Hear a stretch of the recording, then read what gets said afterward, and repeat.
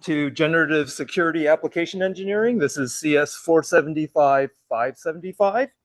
Hope you're all in the right place.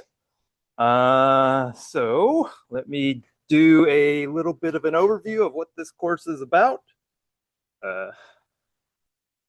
Okay, so this is a course that's basically going to be a primer in case all of you have probably used generative AI before, but not the way we're going to use generative AI, hopefully.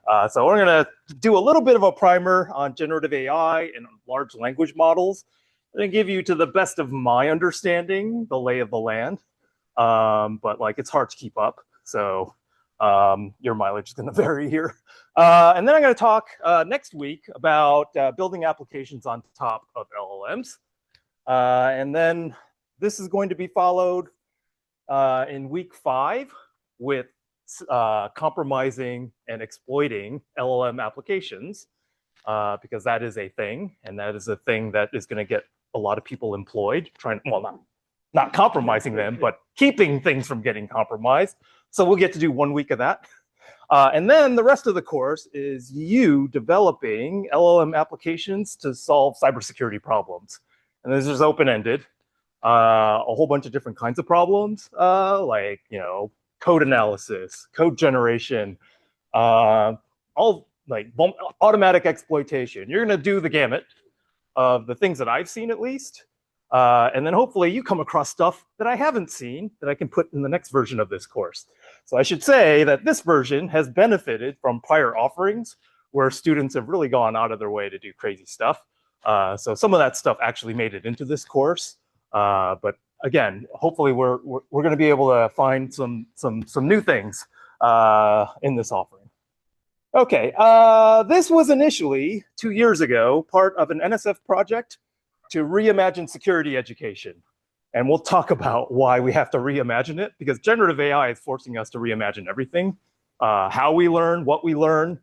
It's an existential crisis for me. It's like, well, what the heck do I teach people now? And this is where we're developing this course, and we're changing it every single time. So this offering is much different than the previous one that I offered. And it's just because as we offer these things, we can learn a little bit more about what matters and what doesn't. Yeah. It was just generative security applications. It was a 410, 510. And it was a lot smaller. I had basically 15 people in my class. And then we did a bunch of group stuff. There's no group stuff. Well, there will be lab time for you to work on things, and you can consult each other on the lab work. But the whole bunch of, I used to let people just do their own parts of these labs, and then we would talk about it, and you wouldn't have to write it up. But I can't do that with 40 people. So all of you are doing every part of the lab, and then just going through and recording that for me. Actually, I did have students who were like, why aren't you having us do all parts of the lab exercises? Because they were like, I feel like I'm missing out. So this FOMO is happening where other students are able to do things that aren't really quote unquote assigned. So now you're all gonna do everything. You're all gonna do everything that everyone else is doing. And then you'll get to see the full gamut of the stuff that's available to you. And it's hard to imagine right now how many different projects people have come up with, but that's the point of this course, to give you some exposure. Okay, so yeah, this is a moving target. So I throw this up there every time I teach a class. This is the learning pyramid. The top of the pyramid is lecture, which is the least effective way to learn. And the bottom of the pyramid is doing things, practice doing, and teaching others. So you will see every week, I'll do a little bit of talking, a lot less talking in this course than my other courses. So if you don't like me talking at you, this is the course that you can take from me where I don't talk at you so much. So I'm going to talk a little bit. This is why this course is offered once a week. I'm going to talk at the beginning of it, and then I'm going to give you lab time to actually do all the exercises. And then there's going to be a homework. Many weeks there's going to be a homework for you to build something. And that's why I went to a 1 day a week versus some of my other classes where it is a fire hose I have to teach you. This is a little bit less of a fire hose. And this is more about you building and developing something on your own. Okay, so that's, so yeah, lecture is not 4 hours straight each week. Yeah, I'm not doing that. So I just explained to you what I am going to do. It's going to be like a hackathon approach. I'm going to give you some ideas, give you some sort of boundaries for what you'll be working on, and then you'll be doing the labs that show you some of the concepts that I teach you, and then doing a homework where you're basically applying what I teach you to solve a problem of your own choosing. So you'll have the autonomy most weeks to do something creative. Okay. Okay, so that's what this homework, these homework assignments are. I offer this class, so this class is on Tuesdays. I want pretty much the week's work to be submitted on Mondays. That's the schedule we're gonna do. So pretty much every week, there will be something due on Monday, and it'll be the lab notebook and sometimes a homework screencast. So every Monday is your deadline. It gives you the weekend to finish stuff, and then a little bit on Monday. So I'm going to have my office hours on Monday, so that if you are up against the deadline and you have some issues with your homework or your lab, my office hours are going to be Monday from 5:10 to probably 6:30 is what I'm going to do. Okay, some assumptions. I assume you know Python, or you are willing to learn it very quickly. So this is the resource that I recommend, Introducing Python. This is how I learned it. It's a very concise book, but it teaches you old school Python. Newer Python, like with F strings and with type hints, that's like 3.6 and beyond. This is not the book for you. Well, maybe the updated version of this is, but this is a resource that I like this particular author, so I'm suggesting this to you. I do have a set of slides and a screencast that walks through a bunch of Python sort of, I guess, abstractions that you might come across. I have that that I can point you to if your Python is shaky. Some knowledge of security is helpful, but not mandatory. There's a reason why there isn't a security course as a prerequisite for this course. I think I can teach you some of the security stuff in place. When you do your code lab and it's talking about a vulnerability, you can just use an LLM to say, I don't get what this code lab is about. Tell me what this vulnerability is. And that's what I would suggest for all of the things that you're doing. If you come across some security concept that you don't have any idea about, you could ask me, or I would have you ask the LLM first and then ask me, because inevitably the LLM can give you a better answer often if you give it the right prompts, which we'll cover. We'll cover this class. How do you get the prompting done so that you can get what you are looking for? Okay, grading. This is an in-person class, so attendance and participation is graded. Lab notebooks every week are graded. Homework programs and screencasts, the weeks that they are offered, I'll be grading those as well. And then the final project is a large chunk of your grade, because the final project is a synthesis of everything you've learned, and then you get to show me what you have learned. So if you're taking shortcuts throughout the quarter to complete work and get grades, that's gonna hit you very, very hard at the end when I look at the final project and say, this is my main determination to see whether or not you're capable or not. So definitely treat the labs and the homework as a developmental process for you to do something special in the final project is your strategy. Okay, cheating policy. So you have to do your work individually, but the use of LLMs is mandatory in this class. So I'm not gonna be like, don't use an LLM, but like you're gonna be using it every single week.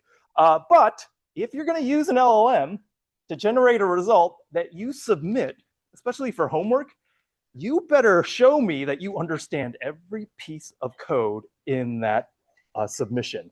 I have people submitting code that is part of their final project. This is last quarter, and I could tell they didn't understand. Like, they gave me hundreds of lines of code, and they didn't explain any of it. And I'm like, okay, that I'm going to deduct, and I'm going to deduct fairly harshly. So if you do submit, I mean, you can submit code generated by LLMs, but you better be able to explain that code to me in a screencast to get credit for it. And that's part of the rubric that I'll be using. Okay, so course support, this is the website. This is a link to the website. It's got the schedule, oh shoot, that's not the schedule. That's the Code Lab site, which has all of your work. I should mention that I am trying to update this site. This site is a year old, and a bunch of stuff changed. So don't work ahead. Gatlin, don't work past week 4, because I'm like week by week, I'm trying to keep up and update this thing. So yeah, everything up to week 4 looks pretty good. But Gatlin is trying to work ahead to make sure you don't come across broken labs, because like I would say 60% of the labs don't work anymore, because that's the way the thing works. That's the way generative AI changed. And this is, we're talking about 1 year, and I'm running this code, and none of like it all, like, 3.11, Python 3.11 got deprecated from a bunch of these packages. LangChain decided to change up their entire way of all of their abstractions and how to interact with them. Like this is kind of a nightmare, but fortunately I have LLMs helping me fix this nightmare, which I didn't have before. The LLMs were terrible before, and then you'd have to Google search all of this stuff. The LLMs now, they're pretty good at keeping up with everything that's changing. So that totally is helping me out. But like, yeah, I would say I'm on week 4 right now, and I hope to stay ahead of you. And I'll let you know, Gatlin, like if you're up to a lab that is not, like if you find something that's broken, I haven't gotten to it yet, is the thing I would like you to remember. This is the website. Let me see, that's not there. 475. You can see all of our information. So, oh, I should introduce Gatlin. Gatlin Newhouse is our TA. Yeah, I don't know if you want to introduce, like, say anything about yourself.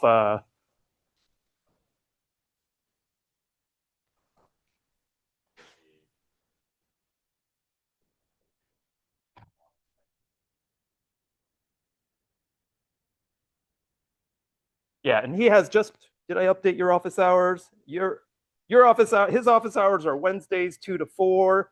Fab 140 is, I mean, it's really the fishbowl as far as I'm concerned. You're surrounded by glass.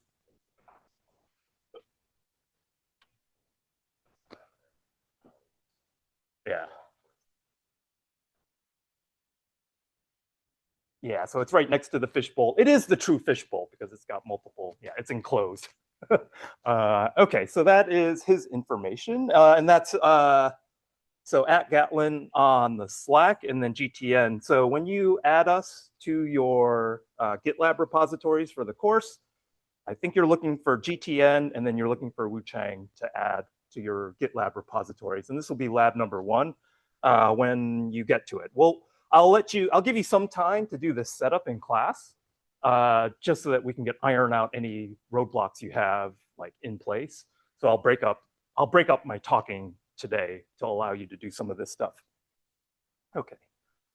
Slack channel, #CS475 on the Slack.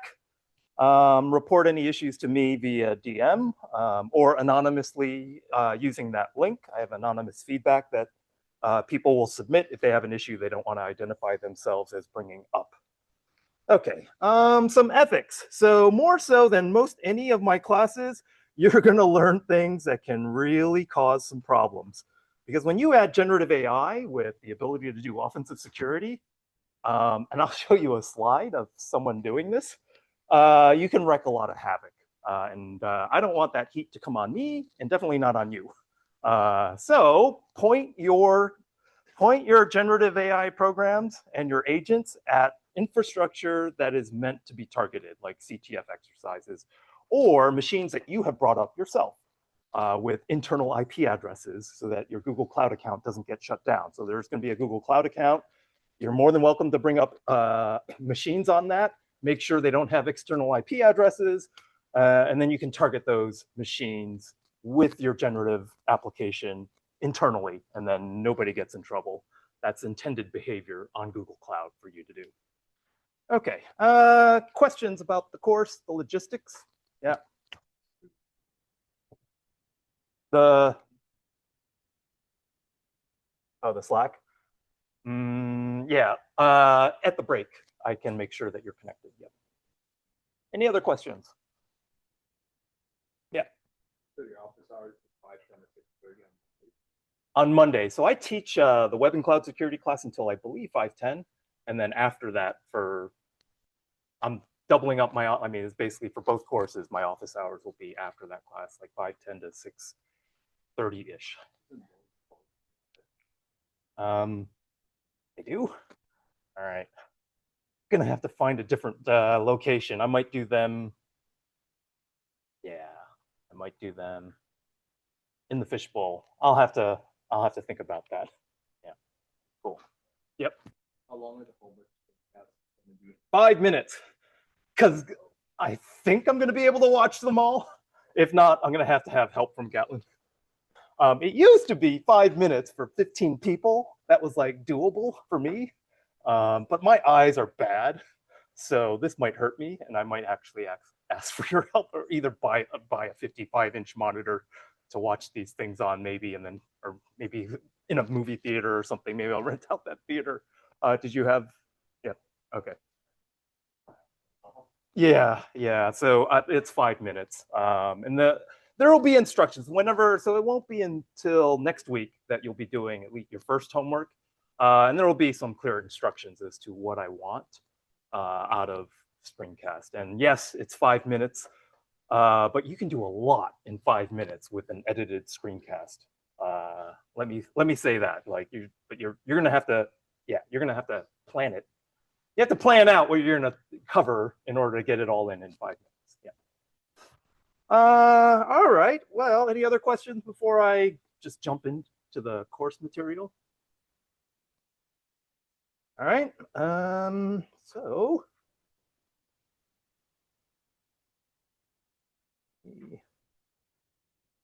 this out.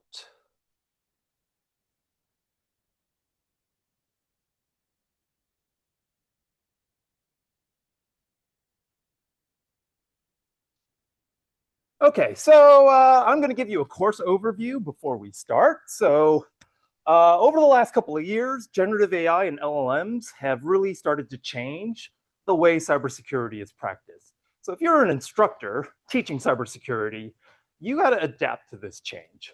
And so this is a quote that I liked: is generative AI is a technology of the moment and the future, but cybersecurity leaders have yet to truly put it to work.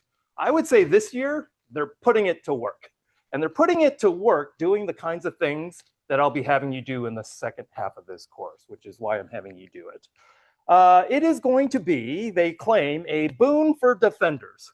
So the Google CEO put this out there. It says, you know what? AI is better at helping defenders than offensive attackers. And so the reason why they say this is that defenders have all the data. They understand exactly the way things should be. They have that entire data set. So they can train a model, because you'll see machine learning needs a bunch of data to get trained on. If they have all the data of what things should be, then the adversary's at a disadvantage. And that was his point in this article. So things like content filtering, password security, deception technologies, all of these things can be augmented and sort of like enabled in a better way with AI. And we're going to see some of these in the later exercises, that yes, AI is good at finding vulnerabilities. AI is good at automatically patching vulnerabilities. So there are these things where, yeah, defenders are getting a good deal out of generative AI. So here are some uses that you'll be doing. You can automatically generate firewall rules and configurations without having to understand the syntax of the language. That's really good for all of us who just we know what we want, we just can't type it in accurately all the time. And so if you've grown up in my generation, you're Google searching like hours to get to that one syntax of a file that actually works, is what you want. Now you can just 2 minutes with the prompts and you got it. So that's a good thing. One of the things that you can use AI for is to generate intent of code from the code itself. It's often the case that you'll get a code snippet, and if that code snippet is trying to steal your clipboard contents, the AI is awesome at figuring that out and saying, yeah, this code looks malicious. So you can infer also if the code matches the stated intent of what the author says it's going to do. So if a malicious package developer says this package is for automatic alignment of your tabbing, and then it sits there and basically installs a backdoor, you can use AI to catch that. You don't have to have an engineer, a software engineer, manually go in there and look at the code to try and get an understanding of that. You can analyze source code patches to see if they are malicious or they're valid security-related patches. So a lot of developers, open source developers, they're getting pull requests with patches all the time. And there's more patches than they have the bandwidth to be able to look at and examine. So you can have an machine learning, LLM, try and figure that out for you. It's like a classification problem. If you've taken the software engineering course and they have forced you to manually create unit tests for your code and you hated it, yeah, you're in luck, because LLMs are awesome at creating unit tests. In fact, there will be a lab where you're like, yeah, I don't want to create the unit test. You create the unit test. And then if you look at the unit test, it's like, yeah, I'm glad I didn't have to write it. That's what I wanted. So really, me as a developer, I'm generously calling myself a developer. I'm much happier with the LLM producing code than I've ever been. So that's because I don't have to do that anymore. I have to generate unit tests for my code. I'm much happier. I can just work on the things that I want to work on. You can translate natural language, human language, into actual query languages like SQL or programming languages. That's the door. Oh. I've taught in this classroom before. I'm like, I remember that. You can generate a narrative out of sequence of events. So if you've taken the Web and Cloud Security class, there's a CTF level on log analysis. And if you've ever traced through a log of a cloud project, it's brutal. You're like, well, let me have an LLM process that log and generate a story of the events that happened in it. And then you don't have to do this navigation of logs. That's something that LLMs are good at doing.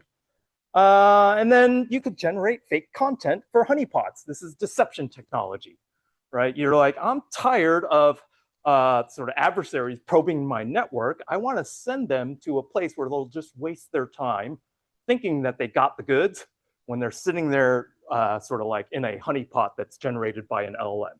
I had a student build one of these things as an SSH honeypot backed by an LLM. It's hilarious, actually, just to interact with an SSH machine where the LLM is pretending to be a Linux machine.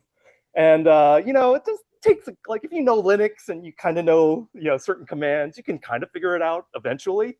But it's a hilarious project because this is the kind of deception technology that it's easy for an LLM to say, like, yeah, I'm going to pretend to be a SSH server. Why not? And then this is something you could build when it comes to that week.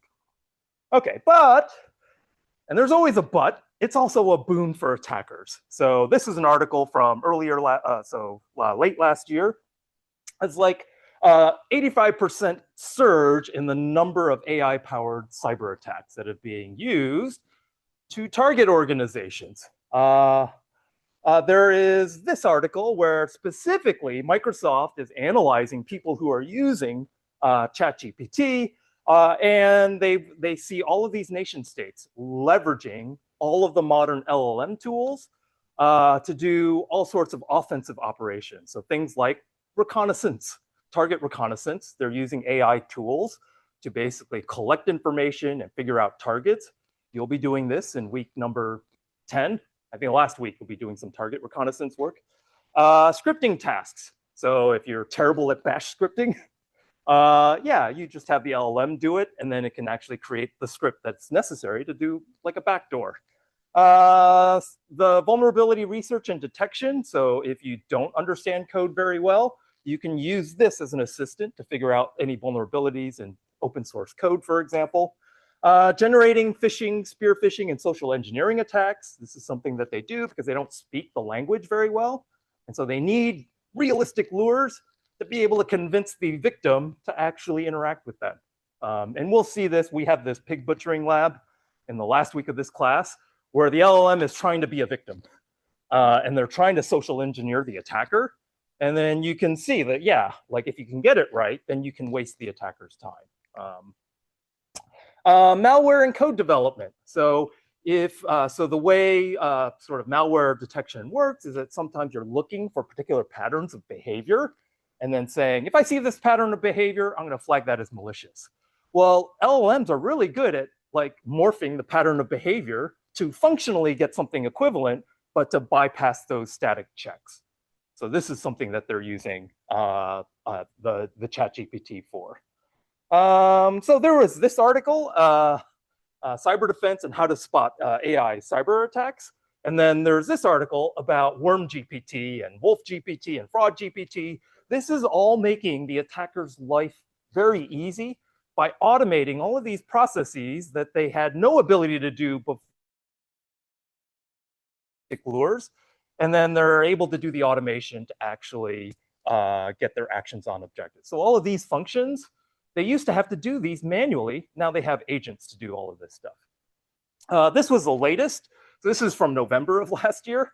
Anthropic had this a report of AI orchestrated, completely AI orchestrated cyber espionage. So the entire attack chain was done with agents. And you're going to see this in week number 9. We have this thing called Pentest MCP, where it completely automates the scanning, the vulnerability analysis, and the actual compromise and exfiltration of a password file by an agent. So that is something that this was in the summer. We built this in last summer, but then this happened, and this is effectively the same thing. So I wanted to show you this because this is how it works. And they're using Claude, Anthropic's model, to do the agent sort of execution. So Claude is over here on the left. The human operator just says, hey, I want you to compromise a particular site. And then phase 2 is scanning. So MCP servers to scan the sites to find what's out there.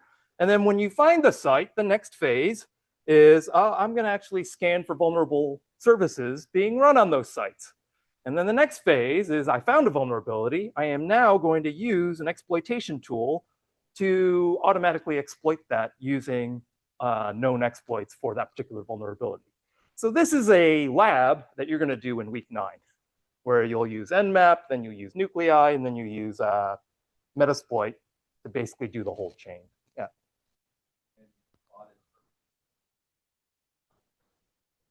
Well, you gotta massage it, and you gotta like, so like for the Pentest MCP thing, you say you have permission to run this test, and then it'll say, oh, okay, you got permission. No, because I'm like, I can't afford like 45 people or however. You can use Claude Code. We do have an Anthropic account, but I don't think it's going to be able to support 50 of you. But the packages that you are using, it's really easy to plug and play different models from different vendors. So if you want to create your own Claude, like some of you actually do have Claude accounts because you're like, that's the best way to do CS programming assignments is Claude. And I can guarantee, like, if you are going to pick, so okay, if you're going to pick a model to do your CS homework, Claude would be the model. So if you have that, I'm expecting some of you do, like you can do your homeworks using that model because you'll get better results. You'll see that we're using a cheap version of Gemini. We are using a pay-as-you-go tier for Gemini to do some of these things, but we're using a cheap model. Like, well, you can upgrade it to whatever model you want, but this coupon you're getting is $50. If you have an agent that runs away, you could be consuming a lot of that $50. So like, if you have a runaway agent and it's like a cheap Gemini model, then you'll still have a little bit of money to do the rest of your homework. We'll get to the details of that later on in this class when I get to the model costs, the current model costs. But this is what we're going to work towards in this class. You being able to sort of see agents automatically doing all of these operations. And then you're like, well, gosh, as an instructor, I got to teach something else. I can't teach you Nmap syntax. It's like, because like, who needs that anymore? And yeah. Okay, so the goal of the course is to really shift the education sort of format to foster the next generation of software engineers and security practitioners. I think they need to go together, actually. I don't think security engineers of old who never touched software are going to exist for much longer. So I do think CS with cybersecurity together with AI skills, that's where the careers are being made right now. So that's why we created this course. And so we want to create this course, and we also want to make sure we don't make things worse.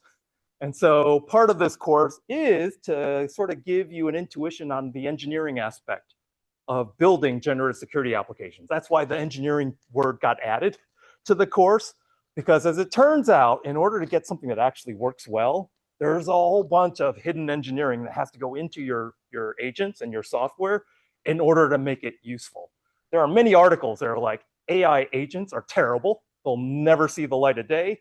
And well, bad agents are always going to be terrible. But the idea of this class is for you to be able to develop good ones that are reliable, that work, that you can sort of like point at things and not fear that they're going to fall over.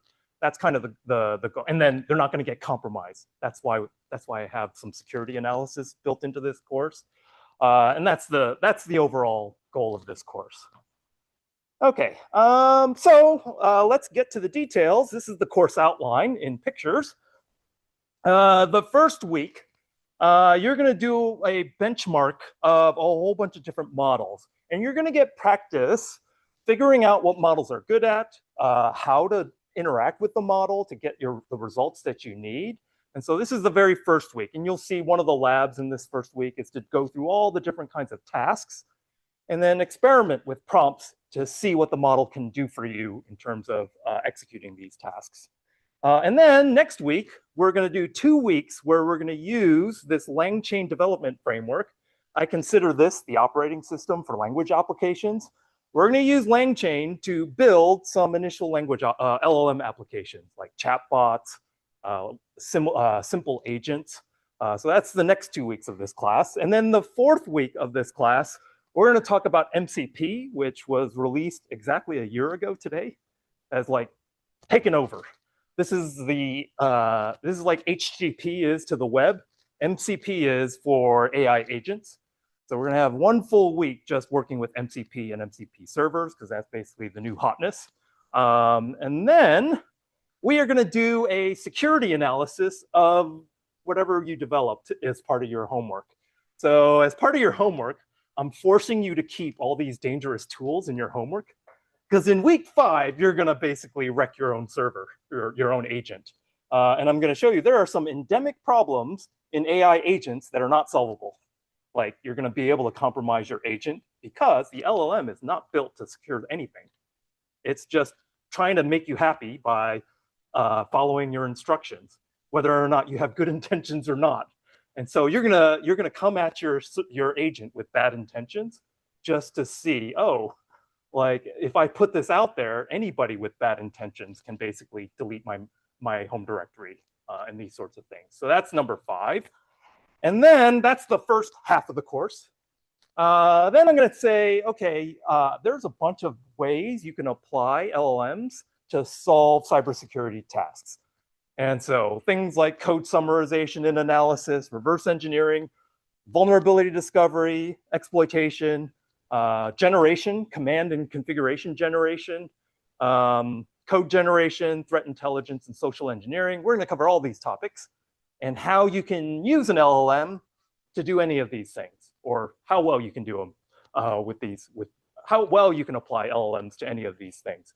And you'll see that it's variable. The results you're going to get might surprise you, actually. And it definitely will make you appreciate the idea that you should never buy into the marketing of an LLM model company trying to sell you their service. Because they'll say, oh, look at all this stuff. It gets this on the benchmark. It can do this. It can do that. And then you'll try and build your own application, and it's terrible. Like I had a high school student this summer. It's like Grok 4 got released. It's like, hey, it wins on all these benchmarks. Can you create an XAI account so we can try it out? We try it out, and within 5 minutes, he's like, it's terrible. I'm like, well, it's a good thing I put like $100 on this account. I'm like, what am I going to use it for now? So yeah, I could probably give you an XAI API key if you wanted to try it out. But yeah, it's just sitting there collecting dust right now because their model isn't very good. Just to be honest, it just doesn't work very well for the kinds of things that we're doing. But you know what? who knows, maybe sometime later, maybe the next iteration of this class, it'll actually be competitive. Okay. So basically, that last half, every week, you're going to try and build an LLM security application to target a specific one of these things. So you're going to be building something different every week. And that was the intent. Okay, so that's the overview and the outline. Are there questions? Questions about what you'll be doing? Okay, so I'm going to give a talk that I wasn't able to give in the previous offerings because I didn't know I had any lessons to learn. So this talk, so I do this project, and then NSF wants you to basically say, well, what came out of this project? So I'm going to give you kind of like the bullet points of what I think this project learned from doing this particular course. So some lessons learned. The number one lesson that I want you to realize is that for this generation of technology, the premium is on creativity. And that is something different than what you are used to, because it used to be your ability to type away and grind. That was your sort of what mattered. Like your patience and resilience to do a bunch of mind-numbing stuff used to be what mattered in CS. And I'm like, well, it turns out not so much anymore. So the first thing I would say is that creativity is a premium. This is why every week you're creating something that you thought of, because you're practicing creativity. And that's the goal of the way we're off running this particular class. So LLMs reduce the importance of mechanics. So when I was a kid in elementary school, my mom had me do this for a quarter. Well, no, actually it was 10 cents. 10 cents a sheet. You write your numbers in a 10 by 10 grid from 1 to 100, so not like Asian parents will do this. I'm like, you look around the room, like I did this in a high school class. I'm like, how many of you had to do this as a kid? And like the only people raising their hand were Asian kids, because like, yeah, parents are like, no, you got to work. You got to like, you got to grind away. And so it's like, okay, I used to do that, but this was actually before we had printers, right? Yep. So fine motor skills, work, sort of understanding the value of work. So work ethic. So it's all these meta things. No, I had to pull. I don't have any of my old sheets. Like, I didn't save any of mine old, but I just remember doing this. And this was before personal computers. This is before printers. So I couldn't fake it. I couldn't send it to a printer. And you know, like I'm a kid, so I'm like, okay, I better do. And I got 10 cents for it. So I was like, okay. I think I lost all of the muscle tone from doing that. I mean, I was doing these by dozens actually. But this is before PCs. But you know, that might have been important before we had computers, before we had printers, to be able to write and communicate. If you're doing it without computers, well, that is a skill. That's a skill we don't need anymore, right? So again, this is what I was forced to do as an undergrad. You're like, okay, you are allowed 2 sheets of notes to bring to an exam. Some of you probably already have that still. And you like regurgitate everything that the professor ever said in that 1 quarter into these 2 sheets. And it's like, well, that's the technique we used before we had Google and the internet. Like, you never need to do that anymore. If you don't know it, you can look it up now. Well, that's what generative AI is about too. Just look up the thing. When I was in grad school, and when I joined as faculty, trying to learn a little bit of security, I was doing this. I was grinding away at the Linux command line. I was grinding away at all of the security tools like Nmap and Hydra and TCP dump.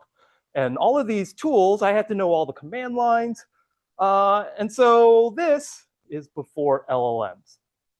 So if you follow this, you're like, do I need this anymore? When will this not be necessary? And that's the kind of thing that we are trying to get out of our curriculum, actually. We can show you the commands that are running underneath and maybe the syntax, but you don't have to ever get good at recalling all of that sort of like the manual commands that we used to have you do to pass your security certifications. That is no longer useful in this sort of day and age. So this is the first, and this is the most valuable thing, because then it leads to, like, if you see that, then you're like, well, what do we do? Like, what's our value add here? As you know, like for me as a teacher, for you as a practitioner, hopefully trying to get a job. And so this is where I'm like, okay, it is creativity and imagination, because you have to be building the next thing. And you have to have the skills to be able to build the next thing, is the idea. And so then the question is how do you foster that? How do you always foster this creativity? And that goes into the design of this course. So I'm going to start with an exemplar in music. So I follow this particular music group, and I'm going to use them as an example. This particular music group is deeply steeped in musical knowledge. And so the first thing that has to happen is that we as sort of educators have to give you broad disciplinary knowledge. In order for you to prompt an LLM with something to do, you have to know what you're looking for. In order for you to know what you're looking for, you have to know what's out there. So this is where, if you don't have broad disciplinary knowledge of cybersecurity, you can't operate in this realm. So it's not like education goes away, but it's going to be different. So you start with this, and this particular music group, they're music geeks. They know their music theory inside and out.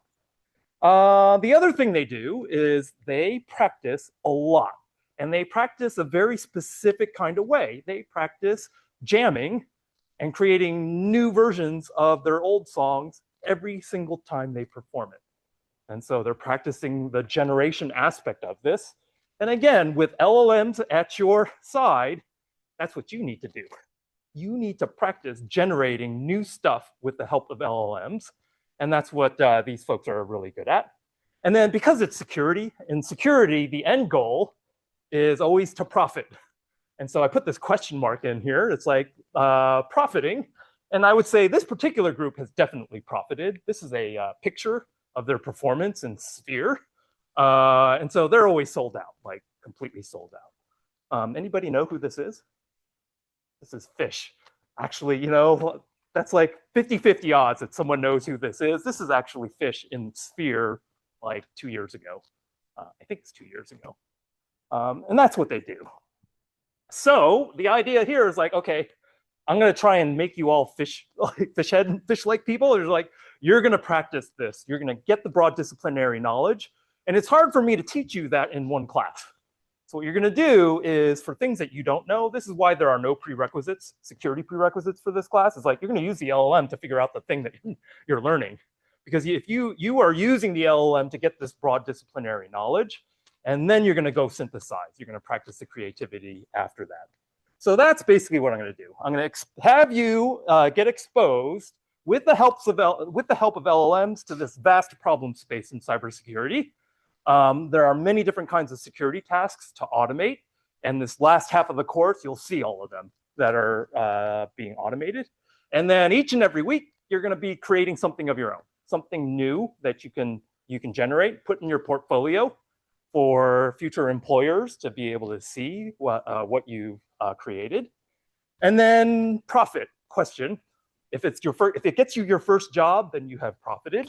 But for me, I profit because intellectually, I can see the results of all of your creativity, and then I can actually build on top of that. So this is a quote. None of us is as smart as all of us, because for me, I'm learning as much from you all as you might be learning from the labs themselves. So that's the goal. Okay. I'm going to start with broad disciplinary knowledge, and I'm going to give you an example of what you'll actually be doing in the labs. This is like week 5 or week 6, probably week 6. There are a lot of different ways to initiate commands. There are a lot of different configurations in computer science and different ways of generating code and different things to generate. So what we're going to have you do, and I'm going to take Linux as an example, you're going to use LLMs to learn about different parts of Linux, to summarize what different Linux commands do. So like all these exotic Linux commands that you might see, you're going to have an LLM sort of explain that to you. Then you're going to ask an LLM to reproduce that. Like, how can I actually prompt the LLM to get what that command that I didn't know before, get that generated? So this is allowing you to utilize an LLM in a way that's productive towards your learning, accelerating your learning. So I'm going to model this for you. And then hopefully when you're outside of this class in a different course, you can just do this exact same thing for anything that you learn, would be the next step. And then generate this. So when we talk about AI agents, you're going to ask the AI agent to do this stuff for you and do this automatically is the last thing, and apply it. Okay, and then I'm going to have you point this to the Google Cloud CLI, which barely, I mean, most of you don't know the Google Cloud CLI unless you've taken the cloud class, but you're like, this is the exact same thing. It's like, hey, here's a command. What does it do? I'm like, how can I prompt the LLM to generate that command? So you're going to be interacting with the LLM to learn the Google Cloud CLI. You're going to do the same thing for Nginx. Nginx is a web server. How do I configure this thing? How do I learn how to configure this thing and what a configuration is, and how can I specify what I want to an LLM to generate a valid Nginx configuration? That's another lab. Firewall configuration. This is IP tables. Exact same idea. Docker container files. So if you've taken the cloud class, you're like a Docker file. Like, what is this file? What is this syntax? Have the LLM explain it to you, and then go through this exact same process. Terraform, Kubernetes, all these different technology pieces. We're going to repeat the same process with. And then finally, for code generation, you'll be doing a lot of code generation in Python, in JavaScript, in TypeScript. And my own favorite is regular expressions. And so I used this recently. I'm trying to do URL rewriting. And I'm like, I don't know regular expressions well enough to be able to get a pattern to do the URL matching and rewriting. I'm like, I'm going to have the LLM generate it for me. I got it back. I didn't understand what it was. Like, I'm terrible at regex, but I can test it. And I tested it, and I'm like, that's what I wanted. And then I was good to go. So you're going to be able to do similar things in week like 7, I think, week 6 or 7. Okay, and then we're going to take this. This is just command and configuration generation. This is just 1 week. You're going to do this on the other weeks for other kinds of tools and other kinds of tasks as well. Okay, so then the next thing is practicing creativity. I want you to be generating your very own LLM applications and then give you some ideas. And these came from projects in the prior 2 offerings. I had a student take an LLM, build an agent, and this agent just in natural language would analyze your network for you. So basically would launch netstat to figure out, well, what are the network interfaces on this machine, get the results back, and then the agent would be like, okay, now I know what the interfaces are. I'm going to run TCP dump or Wireshark to get a packet trace on that interface. And then that's going to go to a file. And I have this file. I'm going to use Scapy, which is a Python interface to packet traces. I'm going to have it parse this trace and analyze all of the IP addresses in it. And then I take the results of that, and I'm going to pass it to an IP to geographic IP lookup service to get the geographic coordinates of all the IP addresses that have hit this particular machine in the last however many seconds. And then I'm going to call DALL-E with those coordinates and say, put this on a global map to show me the geographic locations of all the people who are hitting my web server. And this is all done with an agent. And this is like 30, 40 lines of code. I have to check, maybe 40 lines of code that you can do this with. Okay, so that's what we're up against here. I had one. This is actually your lab. Automatic exploitation.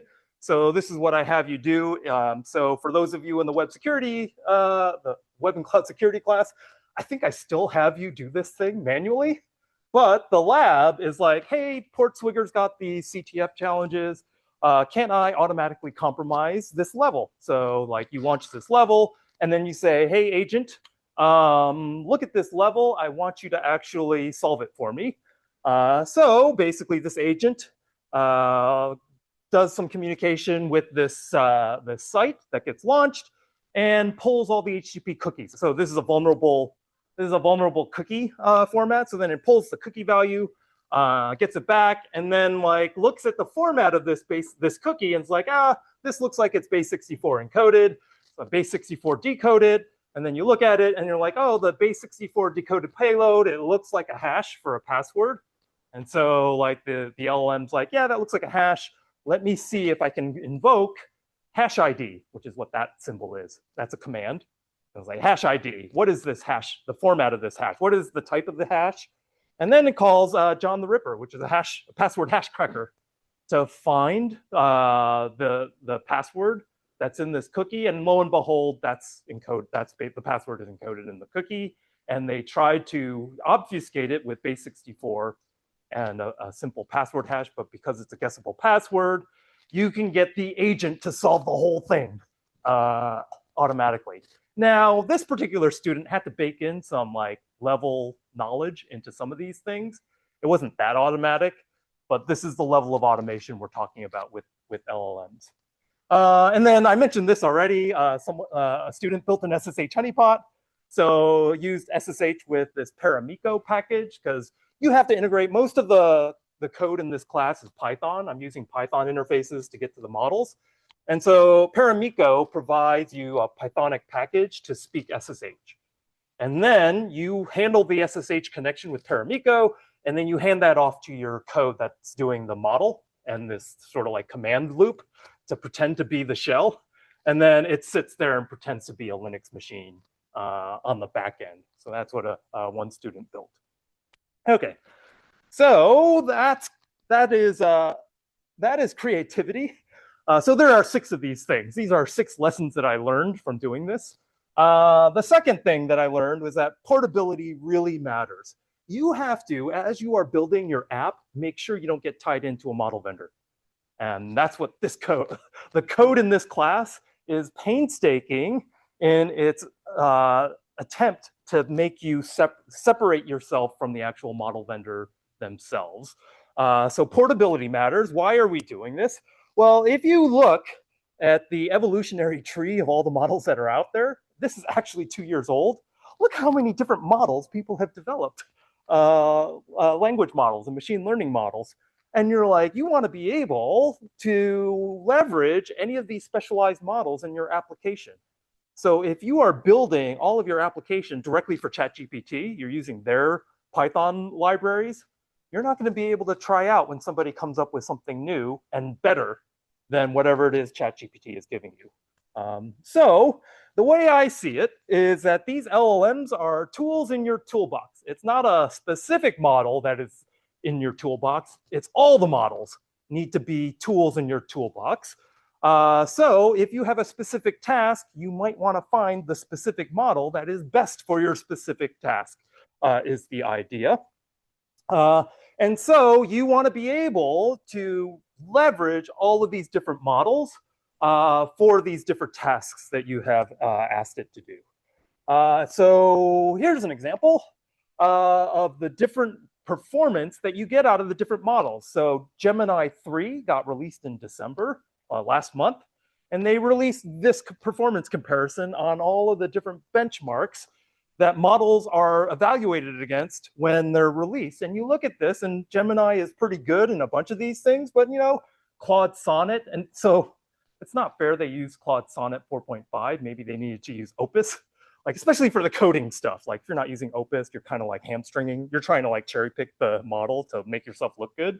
But you can look at these spec sheets and you can be like, well, I am looking for multimodal understanding and reasoning. Okay, maybe I'll just use one of these things versus one of those things. So this is, I like this benchmark, humanities last exam. It's like, if we have an LLM being able to pass this test, eventually this is going to get there 100%. And it's like, what kind of exams should we be giving you? And it's like, you're like, oh yeah, that kind of, like I'm glad I'm in CS teaching AI, because if you're in a regular discipline, you're like, my students are like not going to be competitive with an LLM. They're going to spend 4 years, go in debt, and then the LLM is still going to be able to outthink them. That's scary, actually. So this is why I'm telling my colleagues, like, this is an existential threat to higher education, actually. So I'm like, I'm close to retirement, so I can probably limp along with what I have saved. but we'll see. Okay, and then another thing that gets released is the cost. So this is really important because certain model vendors have the economies of scale to give you more with less money. And this is one of the reasons why you look at a cost sheet like this, you're like, how much am I paying per token? And so for here, I'm paying 50 cents for 1,000,000 tokens for Gemini 3 Flash. So if you have a runaway agent, you want Gemini 3 Flash. You do not want Claude Sonnet, which is basically $15 or $22.50 for 200,000 tokens, because you can easily get 200,000 tokens with a runaway agent. And my students have done this. They had a runaway agent and wiped out. So this particular student used a credit card to open up an OpenAI account. I'm trying and use the Gemini models, and only in a pinch where you're trying to see if the model just sucks. Your idea is good, the model sucks. Only in a pinch like that would you just try it on a different model that you pay for with your credit card. Otherwise, I'm encouraging you right now, yeah, don't use your own credit card to open up any of these accounts. Because yeah, I don't want to be the cause of debt, student debt. I am the cause of student debt, but not that kind of student debt. Okay, so you might be looking at this and saying, why is this so different? Like this is like an order of magnitude cost. And then if you pay attention to how the hardware is built, you realize that one of the ways to basically reduce costs is to go from a GPU, a general purpose GPU, which is what NVIDIA is making mint on, to a custom ASIC, which is what is running all of Google's inferencing. So what Google did in 2015 is they started building their own custom silicon for doing all of their AI workloads. And in particular, they were like, inferencing is going to be the thing that we are going to need to make super cheap. So they have a custom ASIC, they call it a TPU, and it runs with a whole bunch less energy because it's a custom ASIC. So if you know anything about hardware, the general purpose CPUs and the general purpose GPUs, they can do everything, they're super flexible, but they cost a lot of money, time, and energy to actually produce that result. If you have a custom ASIC, it's a purpose-built piece of hardware, you can get much faster implementations at much lower energy costs. This is why Google is able to support context windows that are 1,000,000 tokens long and still give you this performance, sort of the performance that you need to run these models. Okay, so you need to pick the right model for the particular task that you want to have solved. This is the engineering piece of this.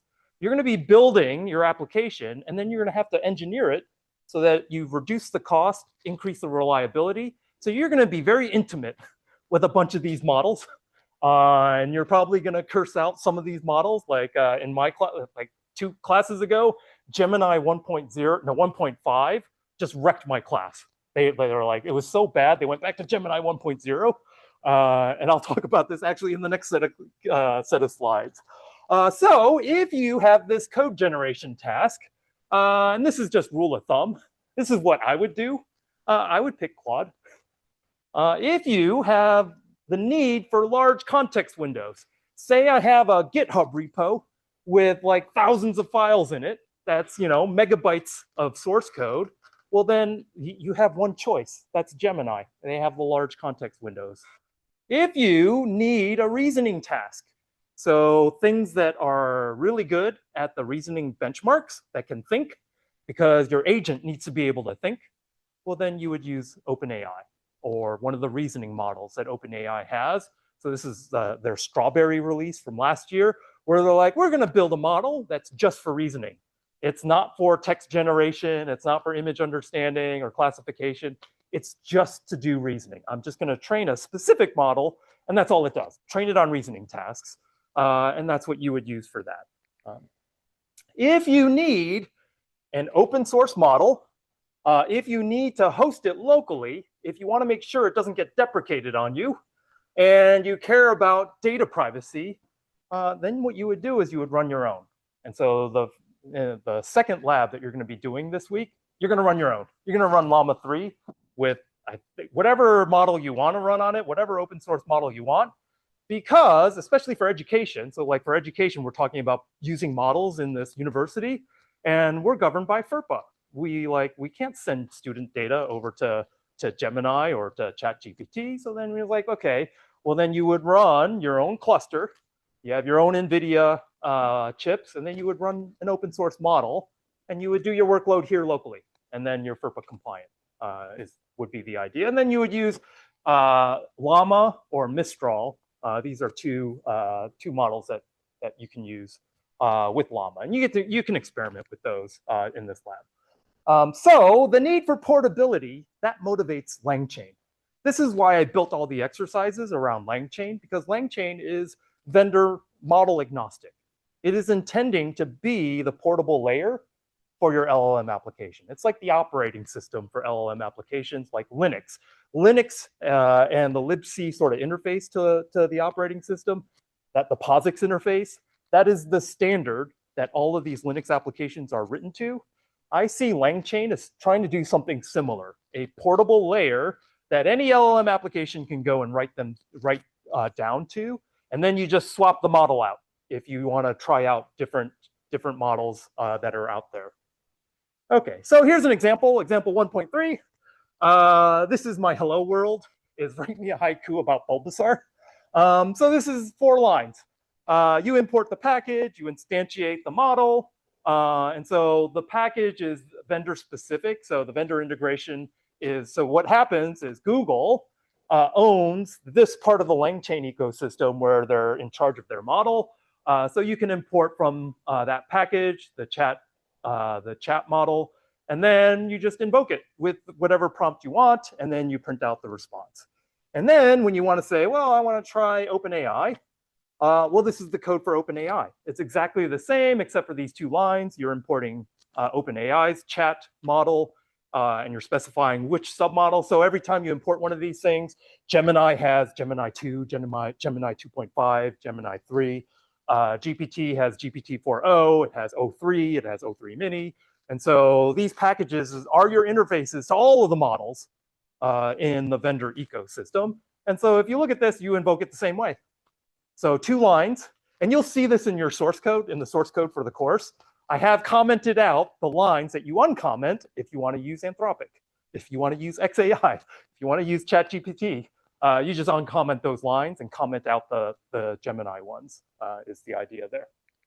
Okay, so here's the Anthropic version. You can get the Anthropic haiku about Bulbasaur. And then if you launch your own open source model on your own GPU, so lab 1.3, 1.2, you're going to spin up a virtual machine on Google Cloud that's got an NVIDIA GPU attached to it. You're going to install Llama, OLlama, which is an open source sort of interface to bring up models that will support you writing. You just point this package to the IP address that your virtual machine resides on, and then it will handle the same invocation against that model. And then you can have the exact same code invoke your hosted model on Google Cloud. So this is lab 1.3 that you'll be doing. And then finally, LangChain has this model laboratory.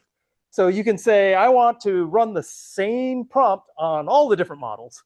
And that's what you can do. I'll set up all these LLMs, and then I'll just say, write me a haiku, and it gets all of them. And then you can see the differences in output and performance. Okay, the next thing, skepticism matters. So this is a Venn diagram I like to show. You have these objective facts, and then you have things that confirm your beliefs, and then this is actually what you decide to see. It turns out we need you to see a lot more of the orange, because a lot of you might have drank the Kool-Aid on LLMs and generative AI, and I need you to see where it falls over. So maybe you're the cynic and you just assume it falls over, but if you are kind of like me, I'm kind of like an optimist, I'm like thinking the best of everything, even technology, you have to see how this fails. But my colleagues in the department will tell you, I'm the cheerleader, they're the cynic. But you need to see where it falls over and how to get it, how to keep it from falling over. That's super important as well. So your cognitive biases is a little bit of psychology. It was working against you. So we have this thing in our brains, it's called achievement bias. And this is just made worse with social media. Anytime someone posts on social media, it's their achievement. And then when you see their achievement, you think that their life is mostly this, and maybe a little bit of the mundane stuff over here on the right. And then their reality is the achievement is this tiny thing that happened to them, and then most of the time they're doing this. The same thing is happening when you're talking about getting an LLM application to work. You'll get it to work the one time, you'll take the screenshot, and then the other 9 times it doesn't work. And then you'll be like, you show your buddies, like, look at this thing that I got done, and they'll think that, oh, that must be a reliable thing, and this is going to happen to you. You're like, oh, cool, look, this thing did this. But then the 9 times that you failed, that the agent failed, you kind of don't report that. We have this thing that's called survivorship bias. It's very similar. Is that you typically report your wins and you ignore your losses. And that's what the media, like if you look at all of the media that's built up around LLMs right now, they have the incentive to make you think that this is the best thing since sliced bread. So this is where you actually try to get this stuff to work. You're building healthy cynicism that'll hopefully allow you to navigate some of this stuff rather than just blindly parroting what the model vendors want you to say about their model. You like Grok, like we were reading the marketing on Grok and we're like, okay, you convinced me. I'm gonna put $100 down on this thing. And then like almost instant, like within the hour, I was like, oh no, you hate this thing? That's kind of too bad.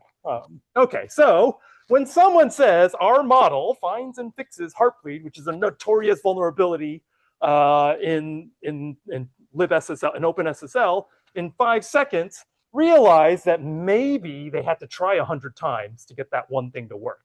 And you'll find this in some of your agents. If your agent fails the first time, try it again. And this has happened for all the labs, actually, especially the agent labs. It's like, just keep on trying it and see what the behavior is, because it will sometimes just be, sometimes, and we found this with Google, sometimes your agent will work in the evening and it'll be terrible during the day. And we were like, why is this happening? It's very, very predictable. And the reason is that Google is allocating all of the inferencing resources to paying customers during the day. And you are on this Google Cloud coupon, you're freeloading. Of course, we're not going to give you the inferencing resources to make your agent work. And so if you, this is a tip, I don't know if it still works. Yeah, wait till late at night to actually do any of your sort of demos, if this is still happening.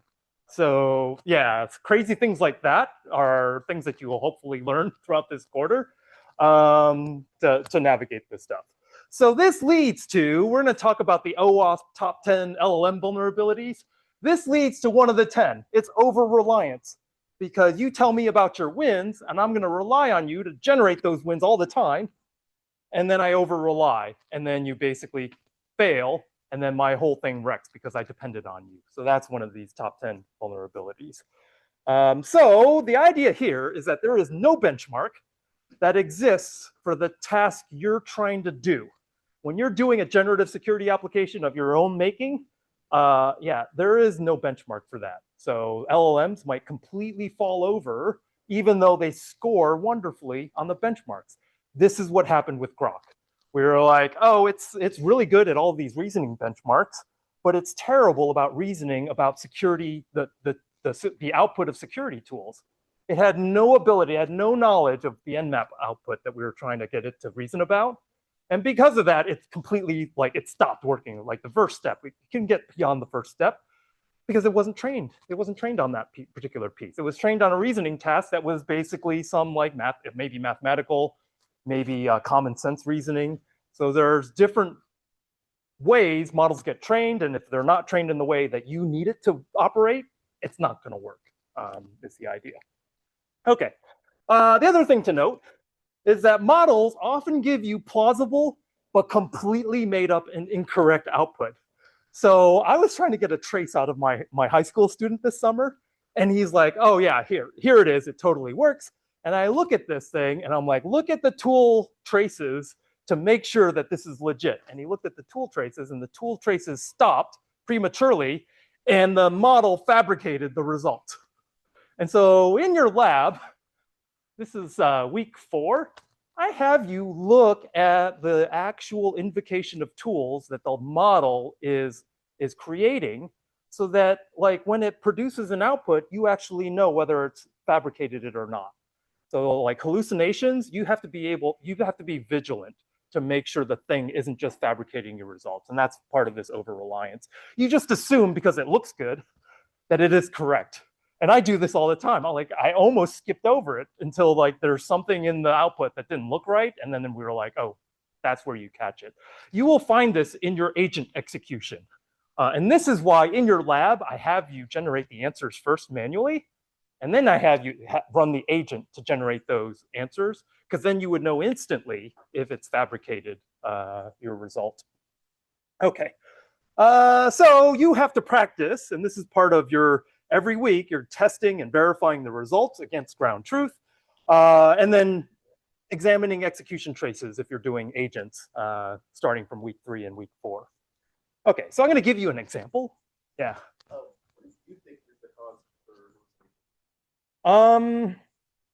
Many different causes. If you have not specified certain things, then it's trying to help you out. It's like, oh, you told me. So this is an example. We'll talk about prompting later. It's like, hey, make this concise and only use a few sentences. But like that's subjective. It's not precise. And then it's just going to fabricate. It's going to say, well, a few meaning 10. That kind of stuff. So if you haven't incompletely specified what you wanted, it's going to fabricate it. And then basically, if it feels like it can answer from its own training data, it will answer unless you prompt it to say, do not fabricate the result. If the result isn't in the context I provide you, say, I don't know. So that's also a prompting. Instructions that you give to the LLM will prevent it from hallucinating. And that's how we do, I don't know if you've seen the CS chatbot, but if you go to askcs.org and ctf.org, the prompt that I have for that thing is that if it is not in the context that you retrieved, say, I don't know. And you have to give that information, and then it won't hallucinate as much. But you'll get a lot of practice trying to like remove hallucinations from your application as part of this lab. Okay, so I'm gonna give you an example of this. So here is Natus 12, and you're going to be doing this lab later on. It's like, this is a vulnerable piece of software. So this is a CTF. It's a web security CTF. It's not one I do in the web security class, unfortunately, for those of you who are in both of my classes. It's like, this is a piece of code that's got a vulnerability. It's an insecure file upload. This piece of code, when you upload a file, it's not checking the file extension. So you could upload a PHP file and get remote code execution immediately. It's not checking that the file, even if it doesn't have PHP as an extension, it could actually have PHP code in it. So inside of the file itself, without a PHP extension, there could be PHP code. So in order to secure this code, you have to do both checks. And so you're like, ChatGPT, look at this code, tell me about this code. So I copy and paste this. In the lab, you copy and paste this into ChatGPT, and then ChatGPT is like, oh yeah, I got a fix for you. And you look at this fix, and it just checks to see if the upload was okay. And it's like, I fixed this for you. And then because you're like you're an optimist like me, I'm like, oh, fixed it, copy, paste, I'm done with the assignment. And then this is bad, right? Because it didn't do anything really. Yeah, here's the corrected and improved code. This is 2024. So one of the things to note is that this is a point in time. I can guarantee you ChatGPT is way better than this now. It might actually do the checks. Well, actually, this is the sequel because I'm gonna come back to this example in the next. When did this class start? 5:30. You know what? I'm going to take a break. I'll go through this in 2 parts. Okay, so I'll take a 10-minute break till 6:55. I guess I'll take a break, bathroom break or bio break, and I'll talk about the rest of this.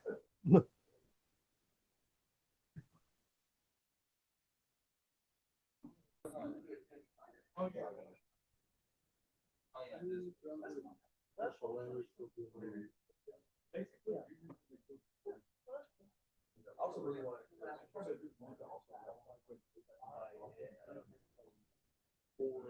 Okay, I'm going to get started again. So we are talking about the lessons that I learned, that we learned in offering this course. The next lesson I'm going to talk about is that change matters. So this is a quote I use in the cloud class, but this is like definitely 5x when it comes to AI. The illiterate are those who cannot learn, unlearn, and relearn. Like every time you offer something like this, you have to relearn a bunch of stuff. And if you are good at unlearning and relearning, you have job security, as far as I can tell. So you need an agile mindset. You need to be able to see new patterns and adopt them very quickly. So I'm going to give you an example. Conventional medical wisdom changes every 20 years, basically. Relevant computing knowledge, they say the shelf life of that is 5 years. So a course I taught 5 years ago, that stuff in there is kind of like not relevant now. The content in there is like moved on. When it comes to LLMs and LLM capabilities, you are literally talking about months. The stuff that I did last summer was novel then. It's not novel just 5 months later. So this is what we're up against. So one of the things that happens is that the models that you have built your applications on, they get released and deprecated within 1 year, right? So then you got to change all your code and your assumptions about what the model can and can't do with the new capabilities of the model. For example, you could have an application that is much cheaper and more accurate to ask the LLM to do it versus having the LLM generate the deterministic Python code to do in 1 month. The next month later, it could be the reverse. You'd be like, no, the generation is worse than the actual inferencing. So you're always having to update your knowledge about what is possible with LLMs and what they should be used for and what they shouldn't be used for. And that's the idea. You also have models with very unpredictable behavior, and the performance varies per task and per invocation. So I gave you the example where, during the day it sucks, and then at night it's a genius. And then you're left trying to figure that out. You're like, how do I get it to be the genius all the time? Would be your problem. And then this happens in this class. The code that you wrote last week and demoed for me in your screencast, you might try again the following week and it won't work anymore. It'll be super frustrating. And then the stuff you tried that didn't work, the next week it might work with a newer model. So when you talk about this course and what you're doing, always talk about your results with a grain of salt, with like, it didn't work this week with this model, with this particular version of my code, and that's all you can say about AI and LLM agents, as it turns out. So I gave you a picture of this. This happened the very first time I offered this class. We were using Gemini 1.0, and then we heard about Gemini 1.5 being released. So they announced it right before the class started, I think it was in the spring. And then we weren't able to access this model because they restricted access to only early adopters. And so like 5 weeks in, they finally released it to everybody. And all of the students were like, sweet, I'm going to go and shift over to Gemini 1.5. And almost immediately they switched back.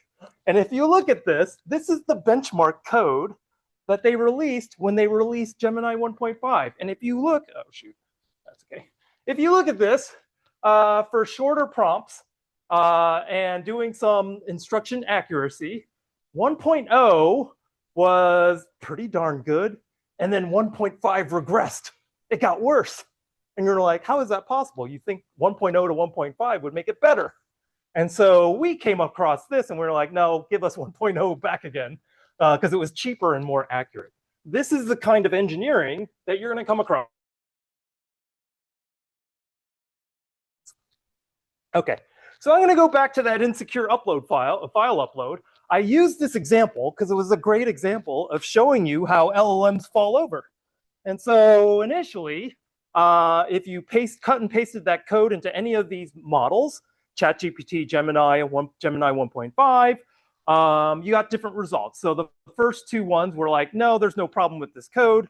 And then later on, the later models were like, oh yeah, there is some problem with this code. It doesn't handle these conditions. The second column is when you ask it to, or if you give it the code, will it suggest a fix without prompting? And almost all of these models will not. And then 4.0 gave you a partial fix. And then when you specifically asked to fix the vulnerability in this code, none of these models gave you a full solution. They either gave you a partial solution or they refused to give you the solution, which is what Gemini did at the time.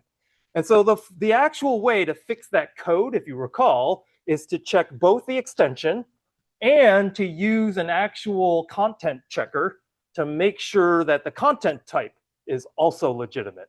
To go in there and make sure that this content type matches a non-PHP sort of payload. So you needed both to fix this particular piece of code. And so that's where this thing doesn't, this thing will change over time. I think I had the thing where it fixed it, but it's not in here. Okay, the next thing is that safety really matters. When you are building your LLM application, you could be opening up a can of worms that causes your company a disaster. So this is a picture that I use for deserialization vulnerabilities, where it's like, hey, this toaster stabbed me, and the tech support person's like, did you read the manual? And you're like, no. But like, you actually have to, when you ship your product and you ship your LLM application, you're not going to have someone read the manual before using it, but they need to know whether or not their toaster is going to stab them. And this is something you as the developer have to figure out yourself. So in week 5 of this class, we do a tour of all of the top 10 LLM application vulnerabilities. The ones in red are the ones I have labs for. The ones that are not highlighted, these are important, but they're more for people who are handling the models themselves, or who are training the models, or who are doing the back-end engineering to do fine-tuning of the models. And so we're going to go through a set of these things to show you what happens when you improperly engineer your LLM application. Okay, so one of my favorite examples of this, so Bulbasaur is in here.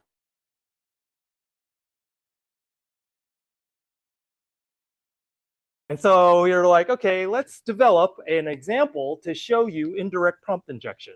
And I haven't tested this example to see if it still works, but I can imagine it still does, because prompt injection is basically built into models. You can't get rid of prompt injection, no matter how hard you try to secure a model. And so the caption here is when Bulbasaurs attack you. So we have an automated LLM agent that's configured to retrieve data from a database that you allow the adversary to insert into. So, you know, typically all of these models, they're useless unless you give them the right information, the right context to handle. And so if you allow an adversary to inject their own data into the sort of the context that the LLM application uses to operate, then you can have problems. And so we're going to talk about this later when we talk about agents. There is a particular approach for implementing agents called React. This is a pattern. This is the template. So this is the prompt template that the LLM is using to do the thinking, the execution, and the observation pieces of this loop. So this is trying to emulate human thought. Like humans, if they have a goal, they're like, okay, what is the thing that I need to do next to accomplish this goal? And then what I'll do is I'll dream up an action to do to get me towards that goal. I'll invoke the action, and then I will observe the results, and then I will figure out what to do next. And I will think again. This is what this thought, action, action input, and then observation after the action. This is the template. This is the thinking template of an agent.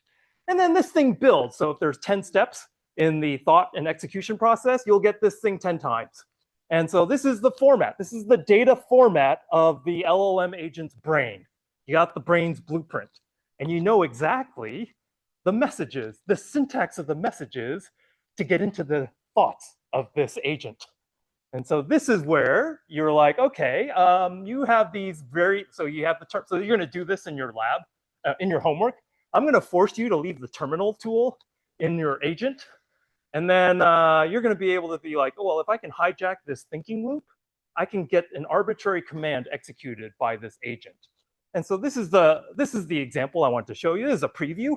And so if you go and you look at the data on Bulbasaur, I'm going to ask the agent to like tell me about Bulbasaur, and it's going to be like, oh, sweet, I have bulbasaur.txt in the database. I'm going to go retrieve it, and then include that back in my observation. So if you look at this, I'm going to say fetch me the Bulbasaur data, and then I'm going to get the results, and then the agent is going to like look at the observation and say, okay, with this context about Bulbasaur, I can answer the question about Bulbasaur.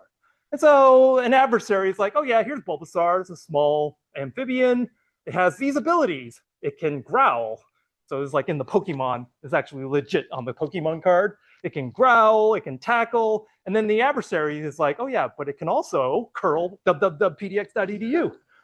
And if you look at this, this is basically the format of the thought process of the template being used by the LLM to generate the execution plan.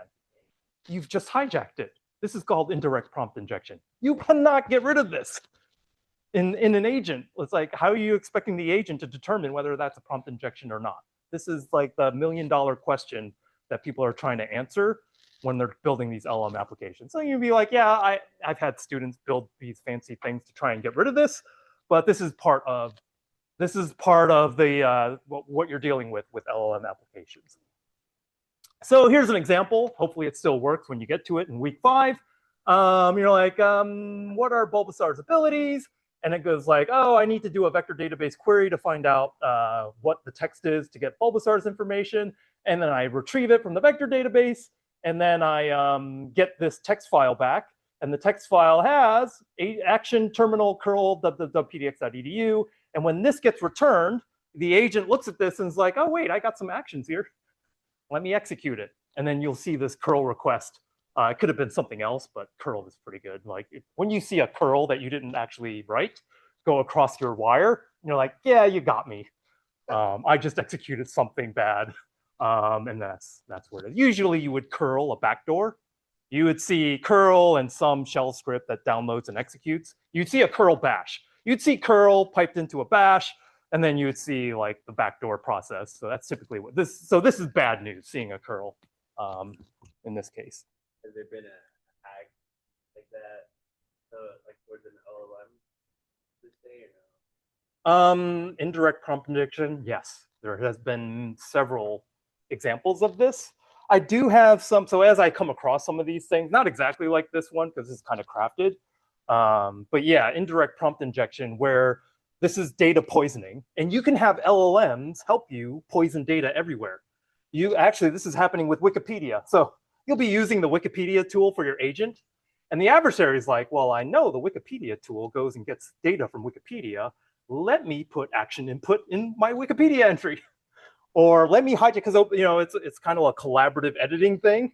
Well, let me put action input in there, see if I can get a command to exfiltrate the clipboard content. And then you would hijack, maybe I'll do a route hijack Wikipedia.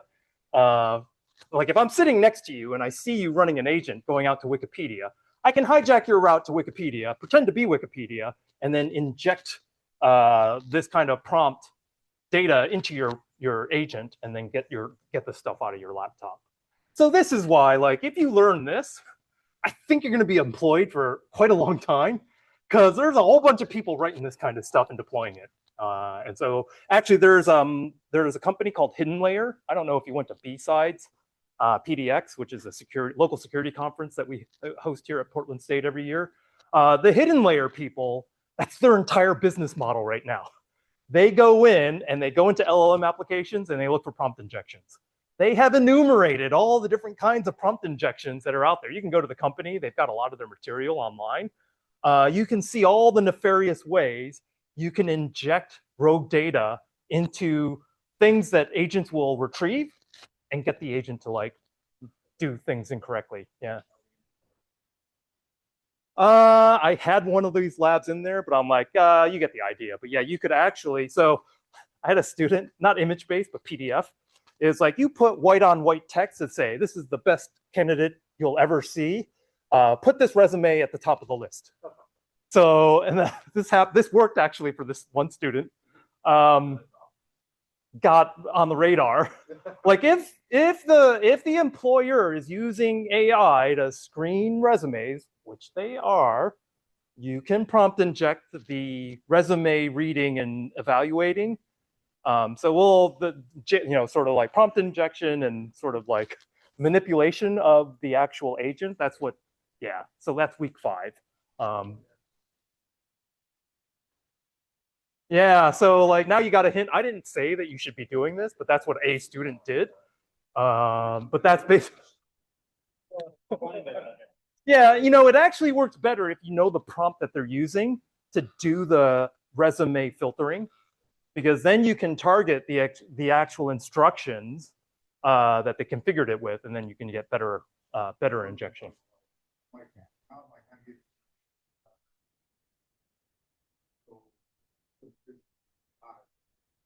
Yeah. The other thing that works is you just use a different language, and the LLM's like, oh, it's in a different language that I actually recognize. I'm going to translate that. And then the person, unless the person knows what that language is, they don't know that you injected it unless they actually translate that, whatever that is. If I don't know another language, so I can't do this, but maybe, well, I could probably generate the translate of it and try it. This is something you could do. Like the week that you're doing security testing of your application, you can try this. You can try being the adversary on your own app just to see what works and what doesn't work. Okay. The next thing is costs really matter. So here is this article, and I don't think anybody has any, this is not controversial at all. AI could be the next climate disaster. This is insane how much energy AI requires to work. So this is an article that graphs it. This is so you're seeing this play out right now in like Michigan and in North Carolina, South Carolina, anywhere they're trying to put a data center in. People are like, no, you're going to just skyrocket the costs of electricity in my region. This is why there are so many startup companies that are building data centers that are self-contained, where the energy production is sitting there on site, that you do not tap into the actual energy grid of the region around it, because that is really the only way you can build out data centers now, because nobody wants it in their backyard because they don't want their electricity bill to double. And then, so you'll see this in the news right now. And this is the reason everyone is scared, because in order to get all the benefits that we're talking about with AI, you're looking at like a huge increase in the amount of energy that's being used. And so, yeah, this really explains current events. So I'm going to put this map up here. This is like the oil reserves geographically. And you look at where is all the conflict in this world, and where is all the kiss and make up action being done by the US to certain places? And you're like, oh gosh, well, that just happened. This he's making up for. This he's trying to be nice. He's trying to end this war so we can get at that part. We're trying to annex this thing. So this is gray. But you know why this is gray? They banned oil exploration in 2021.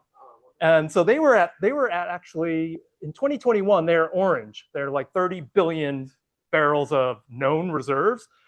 So there's way more than 30 billion in Greenland, but it's not known because they banned exploration. But yeah, but then you're like, well, I wonder why we're trying to take over Greenland. Well, this is all oil based. This is just my opinion. Like, somebody else, like, this is my story that I'm making up myself for the geopolitics of this, but I'm not a geopolitics expert.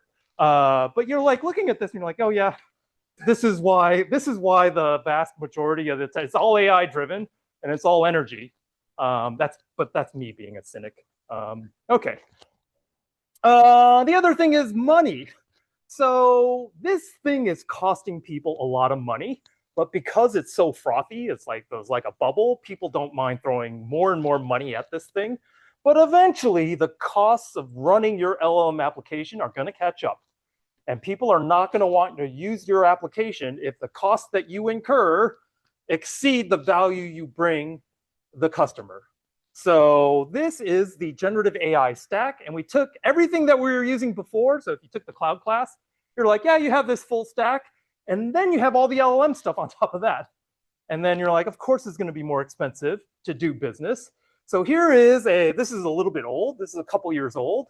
This is the cost per revenue generation of a simple Google search with a deterministic index versus if you've ever used AI mode in the search engines or you're actually using ChatGPT versus how much money you can generate with a chatbot. And if you look at this, it costs way more money to do an LLM-based sort of handling of a search query versus what we had before. So your costs matter. Eventually, the use of AI mode has to pay the bills. So you just ramped up the amount of costs for every single search that a person does, but you're not getting any ad revenue, right? Like unless you're monetizing the content producers for getting placed inside the results of your AI chatbot. So they haven't done that yet. They probably will, but that's something to be aware of. Okay, there's another resource. There's a time resource if your LLM application is worse than what you're expecting, because then you have to pay for a human to go fix that thing. This is what's happening with a bunch of companies who thought vibe coding and LLM generated code was the way, because now they have to rehire the people who are actually able to process and reason about this code that just doesn't work. Because once you have built and integrated a bunch of AI code, it's really hard to get AI to fix the mess that it made. And so we do this week 8. No, actually, it's now week 6 in this thing. You're going to do you're going to create your own project that's completely vibe coded. I had students, they got to like step 15, and it generated code that got the LLM in a loop trying to fix. And then you know what they did? They started over. And what they did was they started over with better prompts. So that's why it's a full week of you experimenting how to do vibe coding effectively, because what you're going to do the very first try, it's going to be terrible.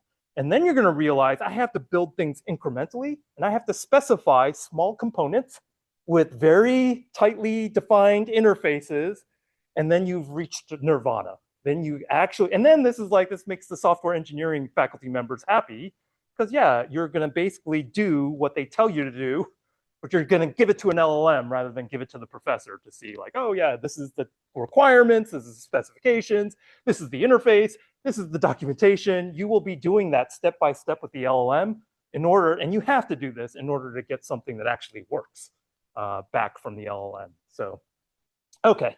So yeah, it often fails. And this is where you need some human intuition to help the LLM along. So there is this lab that gets at this. It really requires careful engineering. And so here is a CTF level that I give in CS205. And like, I don't tell students they can do this, but you can copy and paste the assembly code into ChatGPT and say, do my homework for me. This CTF level is too complicated. Analyze this code and give me the result. And if you look at what you send the LLM, this is like tons of tokens. You're like giving it a whole binary. And you're saying, parse this binary, pretend to execute it, and then give me what I need to do to get a particular execution out of it. So you give this to the LLM, it spends all your money, and it gives you an incorrect result. And you'll see this, hopefully. If it's smart enough to solve it, then it's just wasting your money. But it could be wasting your money and your time. But then when I show you, what this lab shows you is that, well, what you can do is you can give it a hand. A domain that it is better at reasoning about. It can reason about source code because that's what it's been trained on. It's not been trained on assembly code unless you're crazy. Unless the model people are crazy. They would never train a model on raw assembly code. It's too low level. And so what you would do is you take this assembly code and you would send it to a reverse engineering tool like Ghidra, decompiler, and then it would generate the pseudo C code that represents the execution of this, and then you send that to the LLM. And this is a fraction, this is an order of magnitude less tokens, and then the LLM actually is like, that's so easy, and it gives you the right result. So this is where the engineering comes in. It's like, I'm not just going to blindly copy and paste all of the tokens into the prompt template. When I'm doing this application, I need to get the actual content that matters to the LLM and nothing more. So when you are using things like Cursor or Claude Code, these systems work because they can understand what parts of the context of your code base are necessary to generate the code that you are looking for. So when they have a file that you're working with, they understand how to go and retrieve the files that it includes, the things that it imports. And then it just includes those in the context, and then it actually answers your question. So that's what the value add for these sort of the coding agents, that's what you're looking for, and that's what's happening here. Okay. Okay, so I'm gonna end this with a visual quiz. So these are the things I learned, and this is a fun little exercise. I built this and then I never ran it. But I'm gonna show you an image, and someone is gonna tell me which one of these 6 this image corresponds to. So here's one. Which one of the 6 does this mean? Does this refer to? It's just a fun little quiz to do. Change matter. So yeah, they build a mandala up and they get rid of it because it's impermanent. So that one's change. How about this one? This one's easy. I just sent this to my daughter 2 days ago because she kept asking me for different things for money. So throwing it like 5 things in a row, and they're like tiny things. And I'm like, okay. Yeah, so that's costs. This one's cost. This one's hard. If you if you know mechanical system, safety. This is a safety valve. If the pressure builds up, you have a safety. What's that one? Yeah. Skepticism. Yeah. Let's sweep our failures under the rug. This one. Yeah, portability, which is hopefully what all of you will be writing portable applications in this class. And then obviously, this is the last one. This is like one of my favorite comic strips. Yeah, like who does that? Who builds a snowman like that? Actually, my favorite snowman one was there's a snowman family, and then like the car is right at the sort of the one that is fallen over, and all the snowmen are around it going, ah, like as if the car ran over the snowman. So this is Calvin and Hobbes. Yeah, that one too. It's like so Calvin and Hobbes is known for the creativity. So that's basically all the lessons that I learned. So yeah, it's already 7:30. I thought I would be done way before then. When does this class goes? 8:50. I will start back up at. So I'm going to allow you to start with lab 1, so that I'm not talking at you the entire time.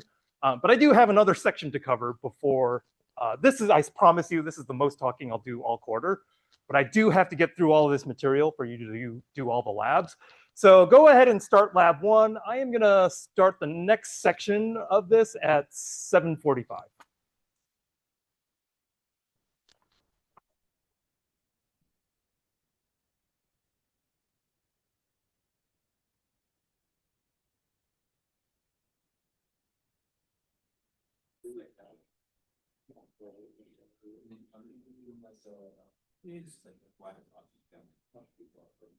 Okay, I'm going to start with a crash course on generative AI models, and this will be useful for your first week of labs as you try and coax results out of every one of these models. So I want to start with the fact that there are a bunch of models to choose from, and every model differs in the data that was used to train it, the range of tasks and instructions that it was tuned to implement, and the size of the context window that it supports as input. So it's called a window of data, basically. And this is a listing, this is an up-to-date listing of all the different kinds of generative models to choose from.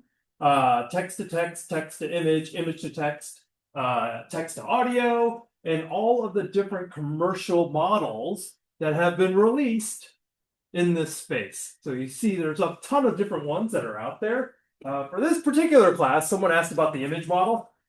Not using it. It's an interesting one. But for most of the time, we're mostly focused on security tasks. Maybe in the social engineering, the last week of class has got a social engineering component. Maybe you can do some image generation for that particular week. But for the most part, we are dealing with text to text, maybe a little image to text or text to code for this particular class. But the stuff that you're learning, you could easily integrate other models to build something even cooler. So I want to encourage you to use some of these other models if you want to as part of your project, if it makes sense. But just know that most of it is just text to text or text to code. Okay, so I'm going to define what is a large language model, and this came from Amita's class. I sat in on her class for a quarter because I didn't know anything about large language models, and she knows a ton. Like I highly encourage you to take her class if you haven't. The amount that she's forgotten way more than I actually know about LLMs. Really good sort of tour of everything natural language processing LLM related. That's CS 443, 543 now. It's got a new number. So she uses the definition, a probability distribution over sequences of tokens, and that's the dry academic definition, but that's basically for all intents and purposes what it actually is. So the idea is that the model is going to assign some probability to a sequence and then tells us how good a guess is for the next token in that. And this is all based on what it has seen in training. It tries to generate the next most likely token after seeing enough of this stuff in training. Okay, so there are many models. We're using mostly GPT, Gemini, and well, unless you actually set it up, Claude. And there are many different data sets that these models have been trained on. It is really important to know the data set that the model has been trained on so you understand what it has access to. Not only that, and this is part of model introspection, sometimes you can ask the model and it will reveal its data set, the time, like when did training end? Like how much, like when did you train yourself? When does your information end? Like the time horizon. And then if it's only been trained on data up to a certain point, like 2020, then if you want to answer any questions beyond 2020, you have to do something else. And so these are the things that you have to figure out about your model. So there are two main tasks for text-to-text models. One is the natural language understanding task, or NLU. And this is getting a user prompt and understanding what it's asking for. The other part of this is the NLG part, the natural language generation part. So this is where it produces the response after it understands what you're asking. So here's an example. Write me a haiku about Portland State University. The model first has to do the understanding. Well, what is a haiku? And can I figure anything about Portland State that this university is asking for? And then the generation part. Once I understand the task, I will generate this haiku. But that was the ChatGPT 1.0 that we sort of all sort of like first remember doing. But now, increasingly, the modern LLMs have these sort of like specializations within them. They are multifunction, multi sort of modal, sort of multitask execution engines. So there are increasingly models that will do things like reason. Initially, we never asked the model to reason. It was just like, generate a poem for me, and it would generate that. We never asked the model to actually think like a person, but now we are asking it to think like a person. And so this is, so I mentioned sort of ChatGPT and the strawberry model. The innovation there, this happened last year. It was like, if we are really focusing on a reasoning task for agents, then I want to turn upside down the energy consumption costs of training versus inference. So typically when ChatGPT was first released, all the energy and all the effort was built on training the model, and then you gave a very tiny energy budget for the inferencing. But when you're on a reasoning task, you could care less about the training. I mean, the training has to be done on reasoning tasks, which is much smaller than the entire corpus of the internet. You're like, I'm going to have a very narrow amount of CPU resources on training, but the big cost is inferencing. Like when you are asked to produce a thought or to reason about something, I want you to spend a minute on that. I want you to spend a long period of time. So, typically agents are run in the background where you don't really have a human user expecting a response back from a UI. And so this was one of the first models where they were like, we're going to allow you to choose the inferencing resources that you use to generate a result. And that's what I'm showing you here. So this is what modern models allow you to do. It's like spend this amount of time to do the reasoning task. And that's so if you want to use the OpenAI model, you can actually set that in your code. You can actually say, yeah, increase reasoning. Or you could just pick a reasoning model explicitly, and then it's built in on all the inferencing that it does. You could do that, specific tasks such as reasoning. You can also have models that are tuned on very specific data sets. So here's an example of MedPalm, which is specifically targeting medical applications in terms of its inferencing and its training data in this case. Because this is the security application class, they have models, and Google does this. Google has the biggest data set of malware on the planet. So they're like, of course, we're going to train a specialized model with all of the VirusTotal samples. So Google owns VirusTotal now. Well, it's called Chronicle. It got spun out into Chronicle, and then it got bought back into Google Cloud, and now this is just part of Google Cloud. They have all the malware samples. Every time you have a sample that you don't know if it's malicious or not, you upload it to VirusTotal. And then Google has this. It can train a model specifically for malware identification. And then that's what this is about. Okay. So you also have multimodal models. So you have text, you have images, you have audio, you have video, you have 3D animation or 3D sort of visualizations that now these models can produce. We have a faculty member here who's half-time here now. He used to be full-time. He is working with Adobe to do basically their Firefly generation for their 3D rendering stuff. That's what he does. If you want to take the computer vision class, you can take his class, and that's basically him trying to teach you, get you started on that particular graphics generation and image generation task. Okay, so I showed this before. Lots of models out there. You might want to ask, it's like, this is immense. It's like, I'm lost already. There's just too much to choose from. One of the things you have to think about when you are developing an LLM application is like, do I actually even need an LLM? My rule of thumb is that you really need an LLM to replace processes that other machine learning algorithms haven't solved yet. Like if there are no other AI ML solutions to solve the particular problem that you are trying to solve, well, then you have to use an LLM for this kind of thing.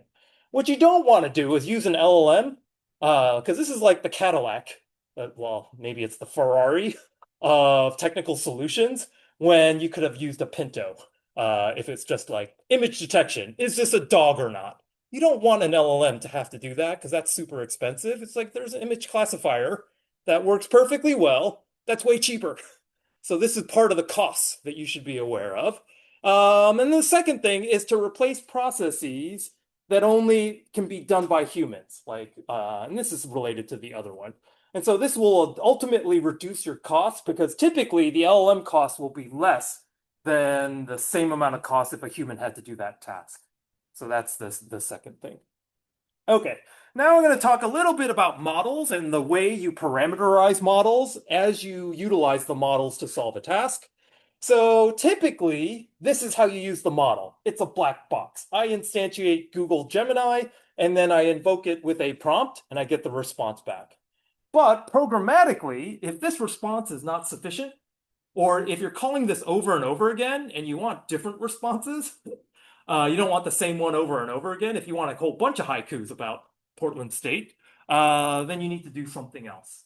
And that something else is basically parameters that you can send your model to manipulate the behavior of its output. So that's what this is. There's this temperature setting. There's a top K, top P, which is basically a variability setting as well. There are limits that you can put on the model output so that it doesn't exceed a certain number of tokens. That's something you can send in. And then streaming and safety settings, which are safety settings are mostly for Google in this particular class, but those are things you can parameterize as well. So, for example, if you said there's a capstone team that's doing a AI fish for the fishbowl, like a talking fish for the fishbowl. And I'm like, well, it can't be spewing just random garbage. You got to put some guardrails on that thing. Well, Gemini has some safety settings here.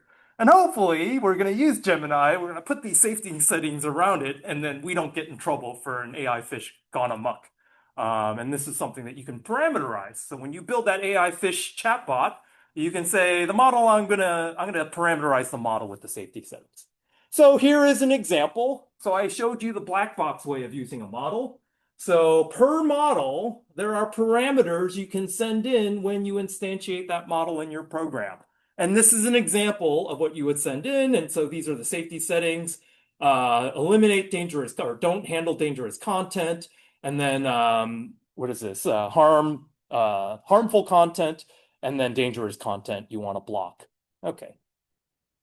So I'm going to talk about each of these parameters very quickly. First is temperature. This controls the randomness of the response. This is a probabilistic output.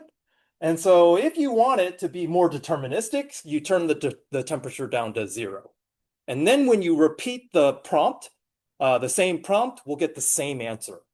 Okay, this is important if you want predictability out of your agent. Like if you're having an agent sort of like randomly decide things because the temperature is too high, that's going to be hard to design a system out of. Where if you are designing your model to be deceptive, well, you actually need high variability in your deceptive content. Otherwise, the adversary is going to be like, well, that's the same garbage content I got last time. That's basically fake. So then that's where you would turn up the temperature. So this is a knob that you can send the model in order to control that kind of thing. Okay, so here's an example. I need a high temperature setting so that I can get different haikus about Portland State rather than. So this goes from 0 to 1, where 1 is a high temperature. There is also a way of getting variability, and there's two ways of getting this variability. You take the top K or the top P, where K and P are different things. This is related to the temperature. It says, well, what answers should I choose the results from? So I'm going to have a probability distribution. I'm going to have a whole bunch of candidates. Like, which candidates can I choose from as legitimate output for this prompt? That's what top K and top P represent. So the greedy algorithm, where the temperature is 0, means that I'm always deterministically going for the top candidate. And I will always return the top candidate whenever I'm asked. So if you set the temperature to 0 and ask for that haiku, you get the exact same haiku every single time. Or mostly mostly the same one every single time. So top K and top P determine how you pick off the top. So the first thing is top K. This picks from the most likely K candidates.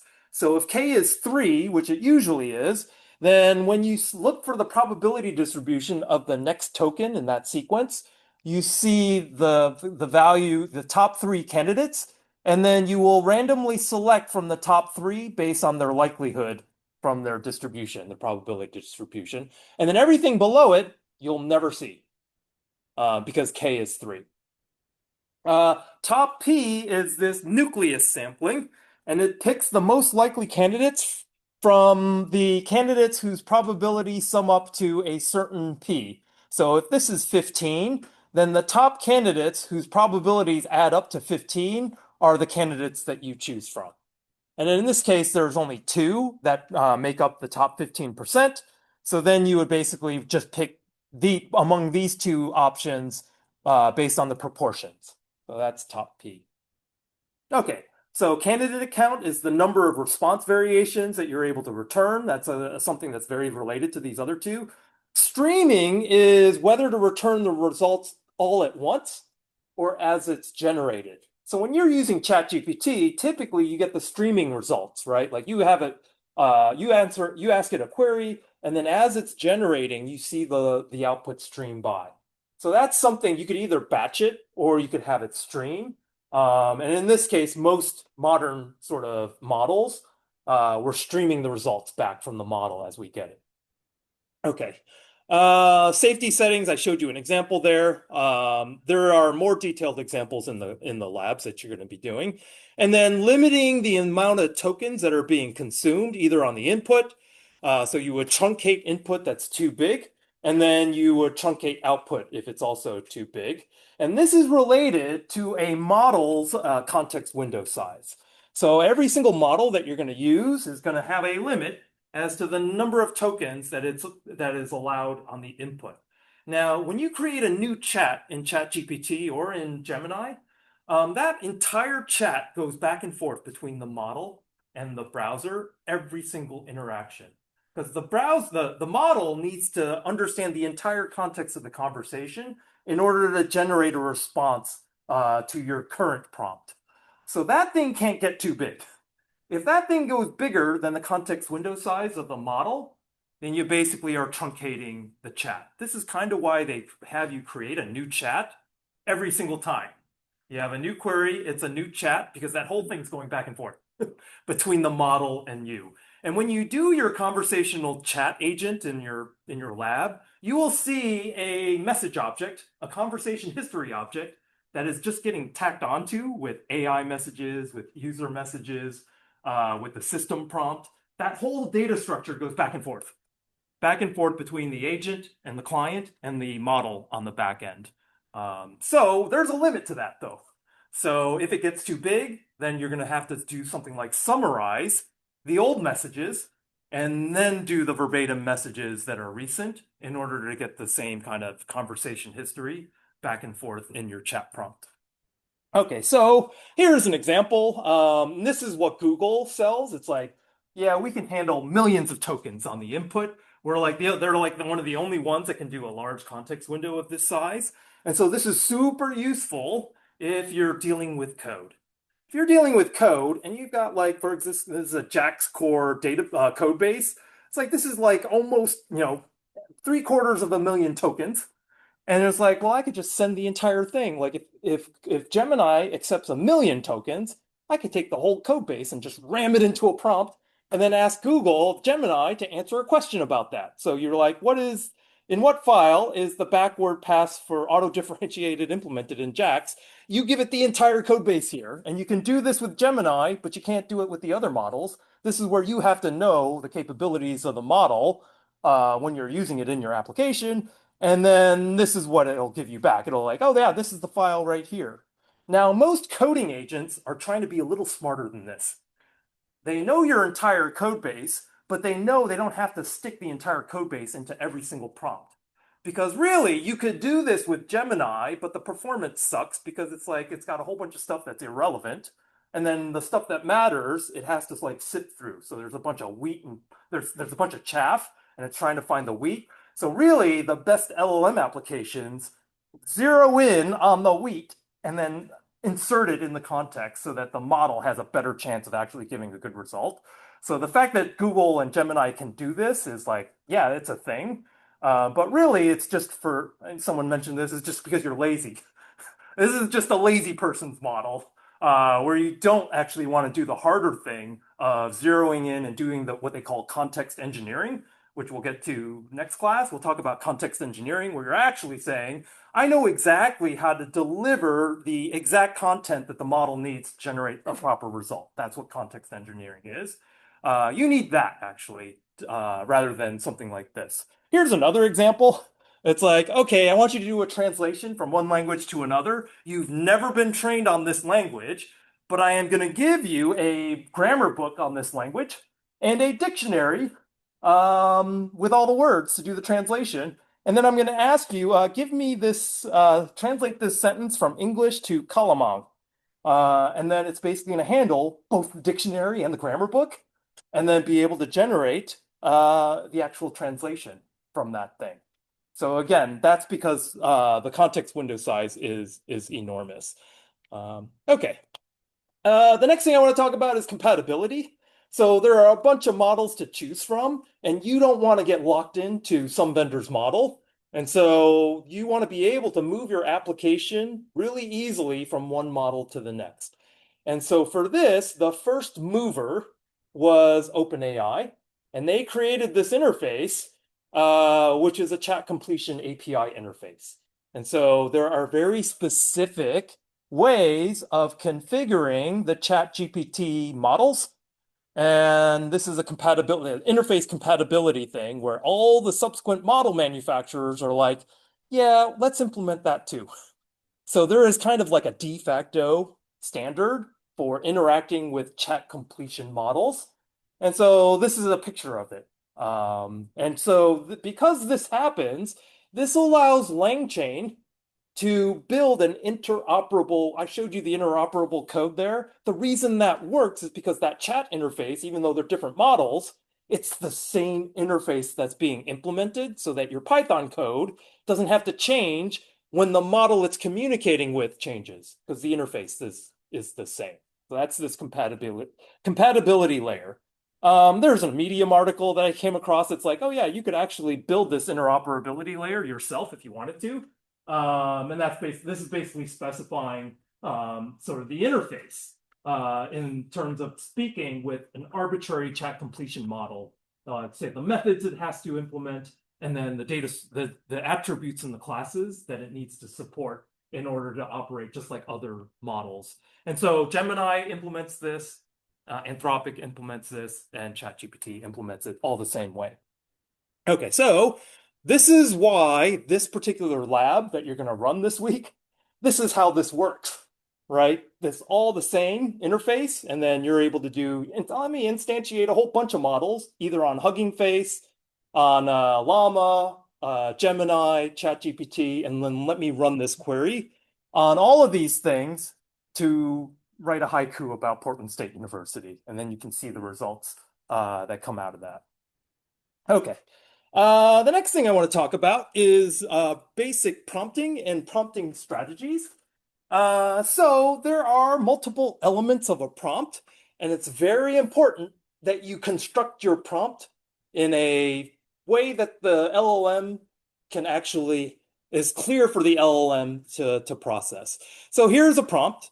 It's a good prompt. It's got all the parts that I'm going to talk about. Produce a single integer that answers the following question using just the information that's included. Here's the question. How many credits does it take to graduate? And then here's the information. To graduate, you have to pass all the required courses, 90 credits, and take all the general education courses, which is 90 credits. This came from our catalog statement. And so the first part of this is the instructions you are giving to the model. So this is the instruction or task. The second element is any input data. We call this context. So, no, this is the actual user question that you want answered. Sorry, the next thing is the context. So the question is, how many credits does it take to graduate, which is what the user is doing. And then the information is the context. This is any external information that the model needs to generate a response, because otherwise it's got to rely on its own training and the data in its own training. And it might not know anything about Portland State in its training data, and it wouldn't be able to help you. But if you actually give it this context from Portland State, then Portland State's CS department, then it can answer this question. So that's the context that you give the model. And then the output indicator. What is the format of the response that you want generated? And in this case, it's a single integer.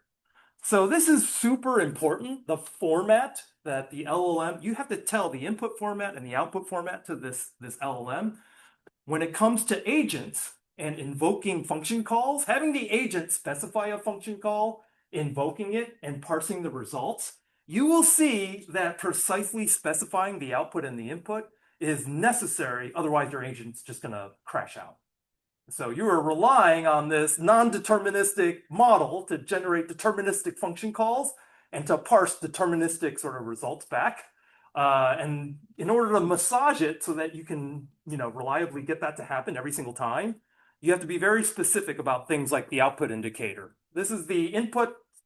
This is how you invoke the call in the input format. This is the output format in order for you to parse the results. Those are all parts of prompting. So strategy number one is delineate your prompt very clearly. because the lack of clarity between the instructions, the context, and the input data just confuses the model. So we saw that Bulbasaur curl www.pdx.edu. That's confusion between the context and the actual data, the context and the instructions, because the instructions are the thought process of the React prompt, and then the data is the capabilities of the Bulbasaur, and it got confused because the format of the data matched the instructions. So this is where you have to delineate everything very clearly. So here's an example of delineation. You could explicitly use hashes to say, this is your instruction, and then you give it the instruction.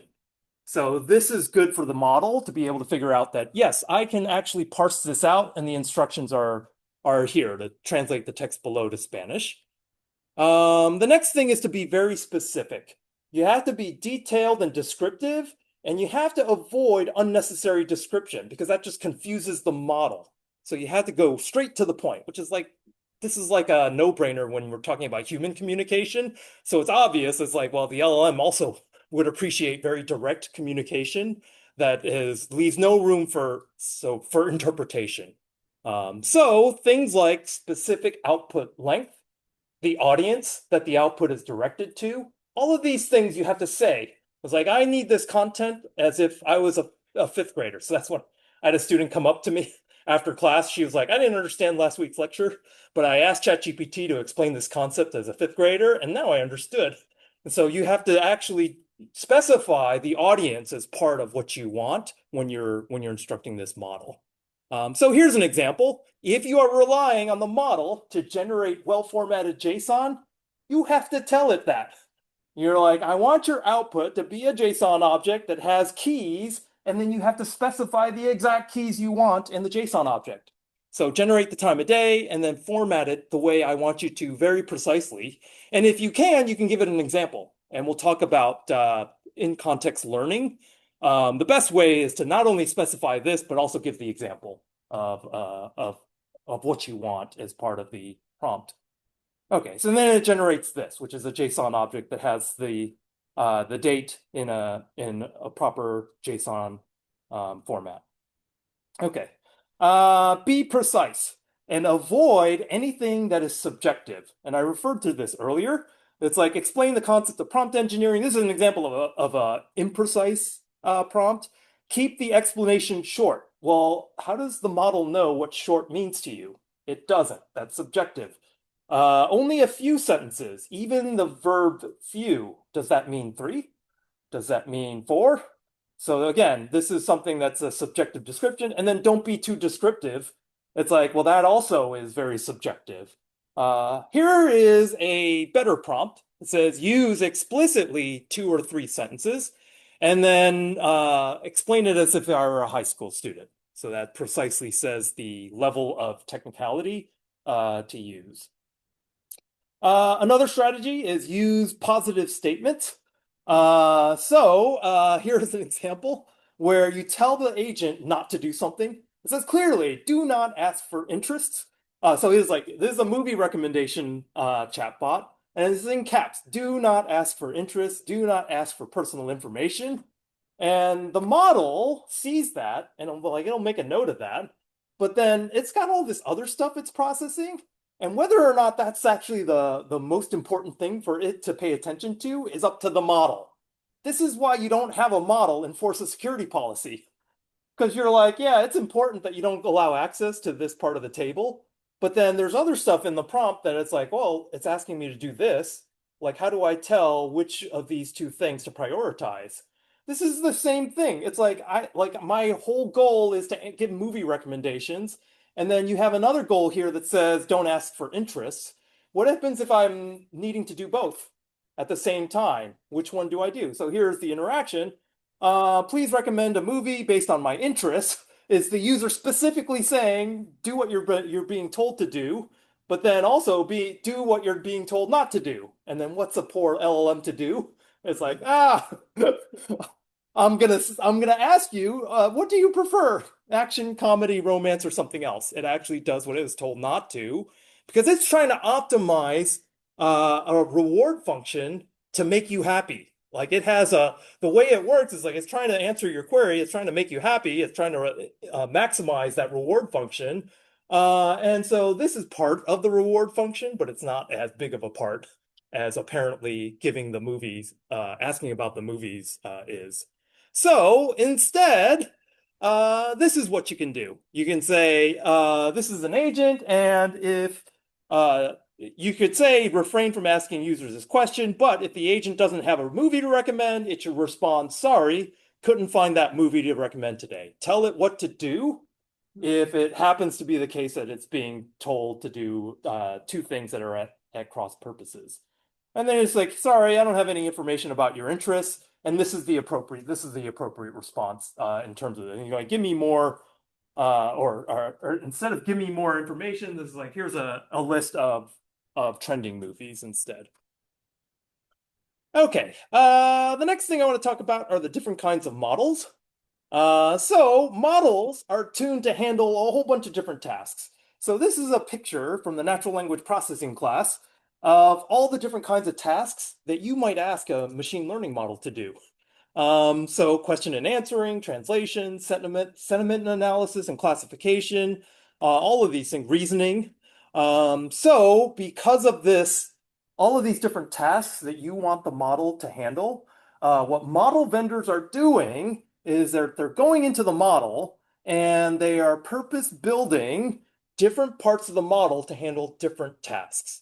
So if you go on the inside of a model, you'll see that natural language inference is a part of this, common sense reasoning is a part of this, sentiment analysis is part of this model. And so you are underneath the hood, there's a whole bunch of neural networks that are specialized to answer questions in their domain. So this is called instruction-tuned operation. A whole bunch of people have now moved to what they call a mixture of experts architecture. So this is where you do this natural language understanding task. You understand what the user is asking to be done. And then as part of, before you do the generation, you're like, which specialized model do I need to invoke to do the generation? So then the routing happens. So you're doing the understanding and then the routing, and then a specialized subsystem does the generation. So this is what they call mixture of experts. And this is what it looks like. So Mixtral is an open source model. And what it does is it takes your input, and then the first thing that happens is that it processes the thing as a router, and then it dispatches you to the expert that it thinks is the best to handle your particular prompt. And then it sends the best result back to the output. Okay, so again, how do you determine which model you're going to use for your task? Now, typically, a monolithic provider has done all of this underneath for you transparently or opaquely. I mean, you won't be able to see the decision making. It will do this dispatching for you. But if you don't know what a model can do or what it's capable of, the other thing to do is to go into the Hugging Face sort of leaderboard and look at the task benchmark sort of results. This is similar to what Gemini just released with all of its benchmarking of all the different tasks. And then you can figure out which expert that you need for your particular application to get the thing to work. So here are some benchmarks that they have: grade school science, common sense reasoning. And again, this is your mixture of experts that would answer particular prompts for your application. Okay, so yeah, this is Gemini 3 Flash, that white paper. So the reasoning benchmarks are shown here, and these are the different kinds of reasoning tasks. This is the performance of information extraction and synthesis. So if you are, this is like Notebook LM. So if you've never used Notebook LM, you can give it all sorts of like information and you say, summarize this for me. And it's like, I don't have time to watch all these YouTube videos. This is my favorite one. It's like, I have a YouTube playlist. And I don't want to watch all of them. Just tell me, like, give me a 3-minute summary of what's in this YouTube list. And then it goes and it does that. And this is the information extraction task. And synthesis as well, where you're creating a summary based on what you've extracted out of this thing. Code generation. This is what everybody really cares about. And so Like if you are like Cursor or if you are, building anti-gravity, you want to make sure your model that's backing your IDE is the best one at code generation. And so these are the benchmarks that they're using for agentic coding agents that are out there. And you see GPT-5 looks pretty good, but it's actually kind of expensive. When you are building your agents, this is something that is very useful to you. It's like, especially this toolathon, because your agent is going to be tasked with generating tool calls in order to figure out what to do. And so you want to be able to generate accurate tool calls. And that's what a benchmark like this toolathon thing or the T2 bench is meant to do. Here's another benchmark, factuality and Q&A. We had a question about hallucinations. So it's like, well, there is a factuality benchmark that, like, if you ask a question, then like, what are the odds that it will, or what are the measurements that it would, sort of give you truthful data versus fabricated? So there are benchmarks for that. And then long context performance, and this is where Gemini, like, you see this benchmark, and then like this is not even supported for some of these other ones that are doing their inferencing on NVIDIA GPUs rather than on these TPUs that Google has. Okay, questions about these different models? All right, I know this is a long slog, but hopefully this is the worst one. This is the worst slog of just fire hose of this entire course. So as part of your labs for the 1.4, I'm going to have you take a model or two models and send a whole bunch of tasks through them and have you look at the kinds of results that these models produce for some of these benchmark tasks that we just saw. So the first model, the one that we started with, is text generation. So here's a prompt: explain TypeScript in 2 sentences. And then you'll see, well, what kind of output gets generated by the different models. And so you'll see that this is a 2-sentence summary of TypeScript that's pretty accurate. We're going to have you do the code generation tasks. So this is a Copilot thing. It's like, ask the user for their name and say hello. And this is an example of being non-specific, because what's missing in this prompt? Yeah, what programming language am I going to use? And then the other thing that's missing, make sure it's secure.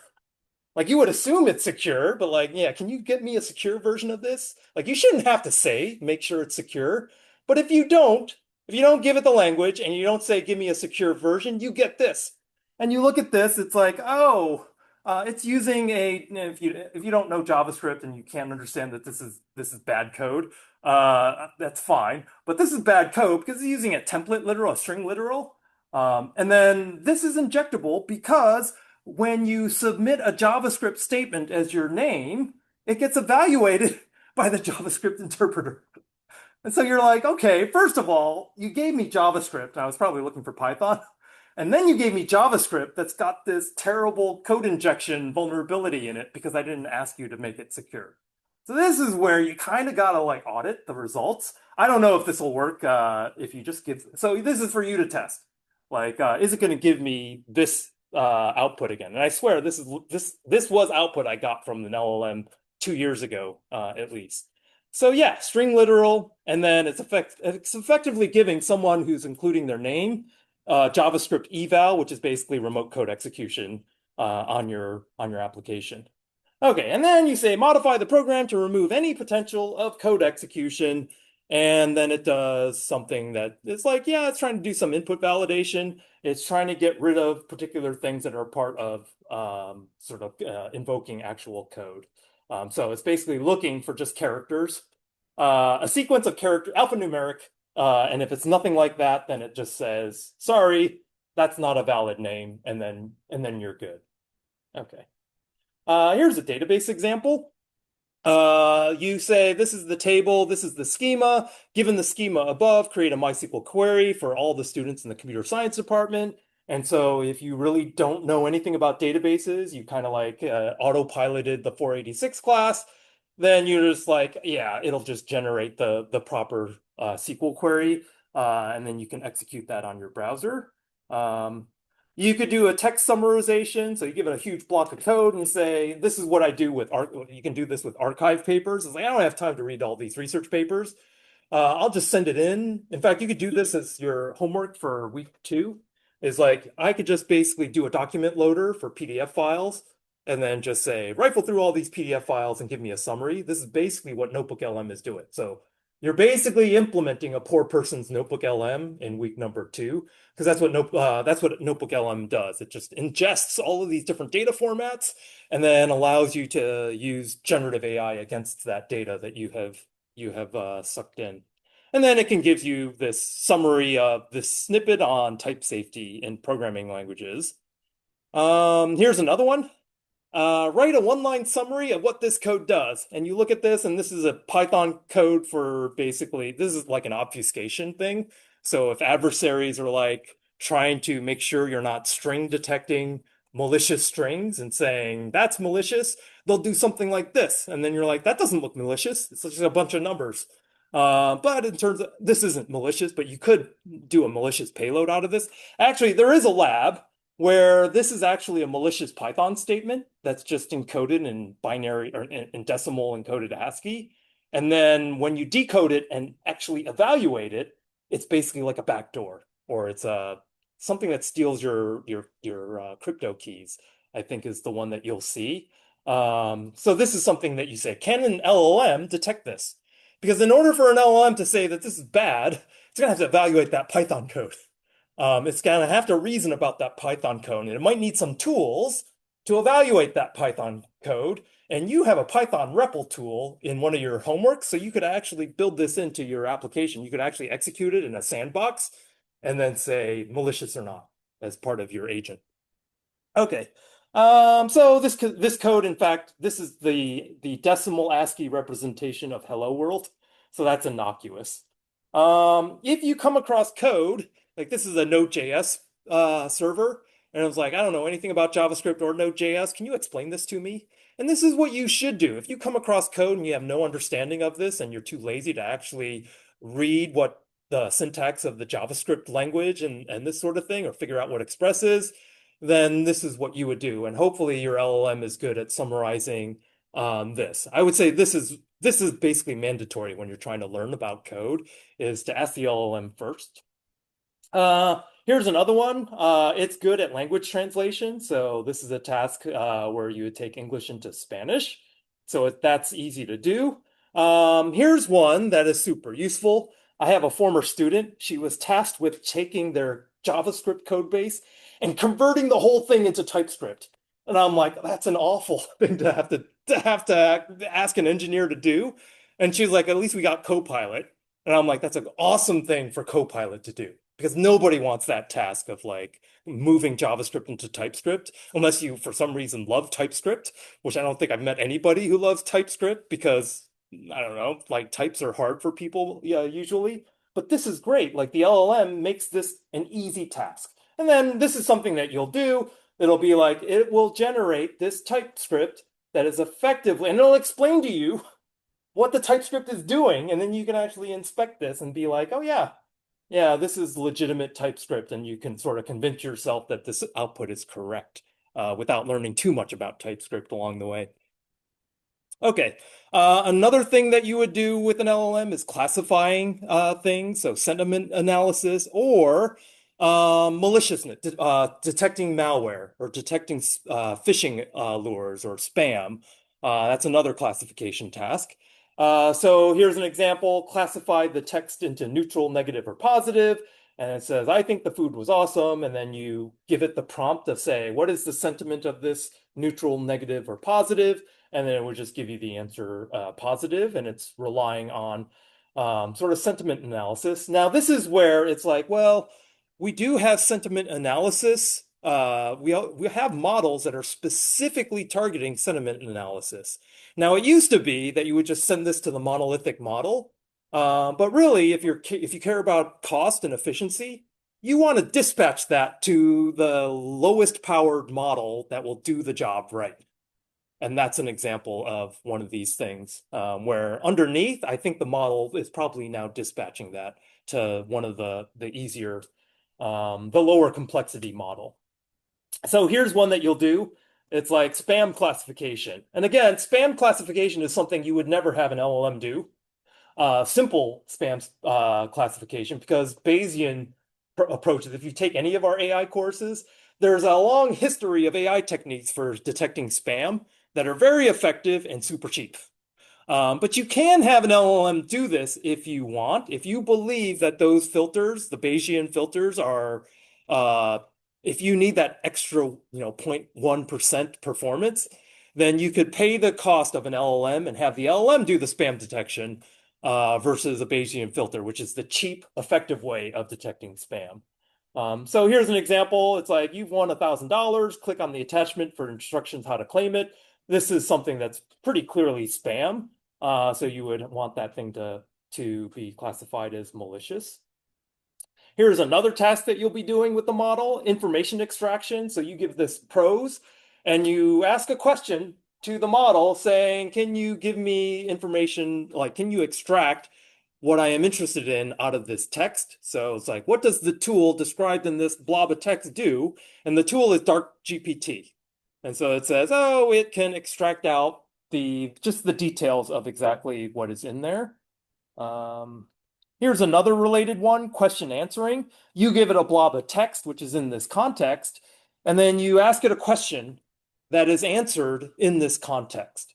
And you say, well, what does traditional IT security trust that zero trust does not? And it's if you look into that blob, you'll see that it doesn't trust IT security trusts everyone inside of the network. And then zero trust says it doesn't matter where you are. We don't trust you. You're going to have to bootstrap trust regardless of the location that you're in.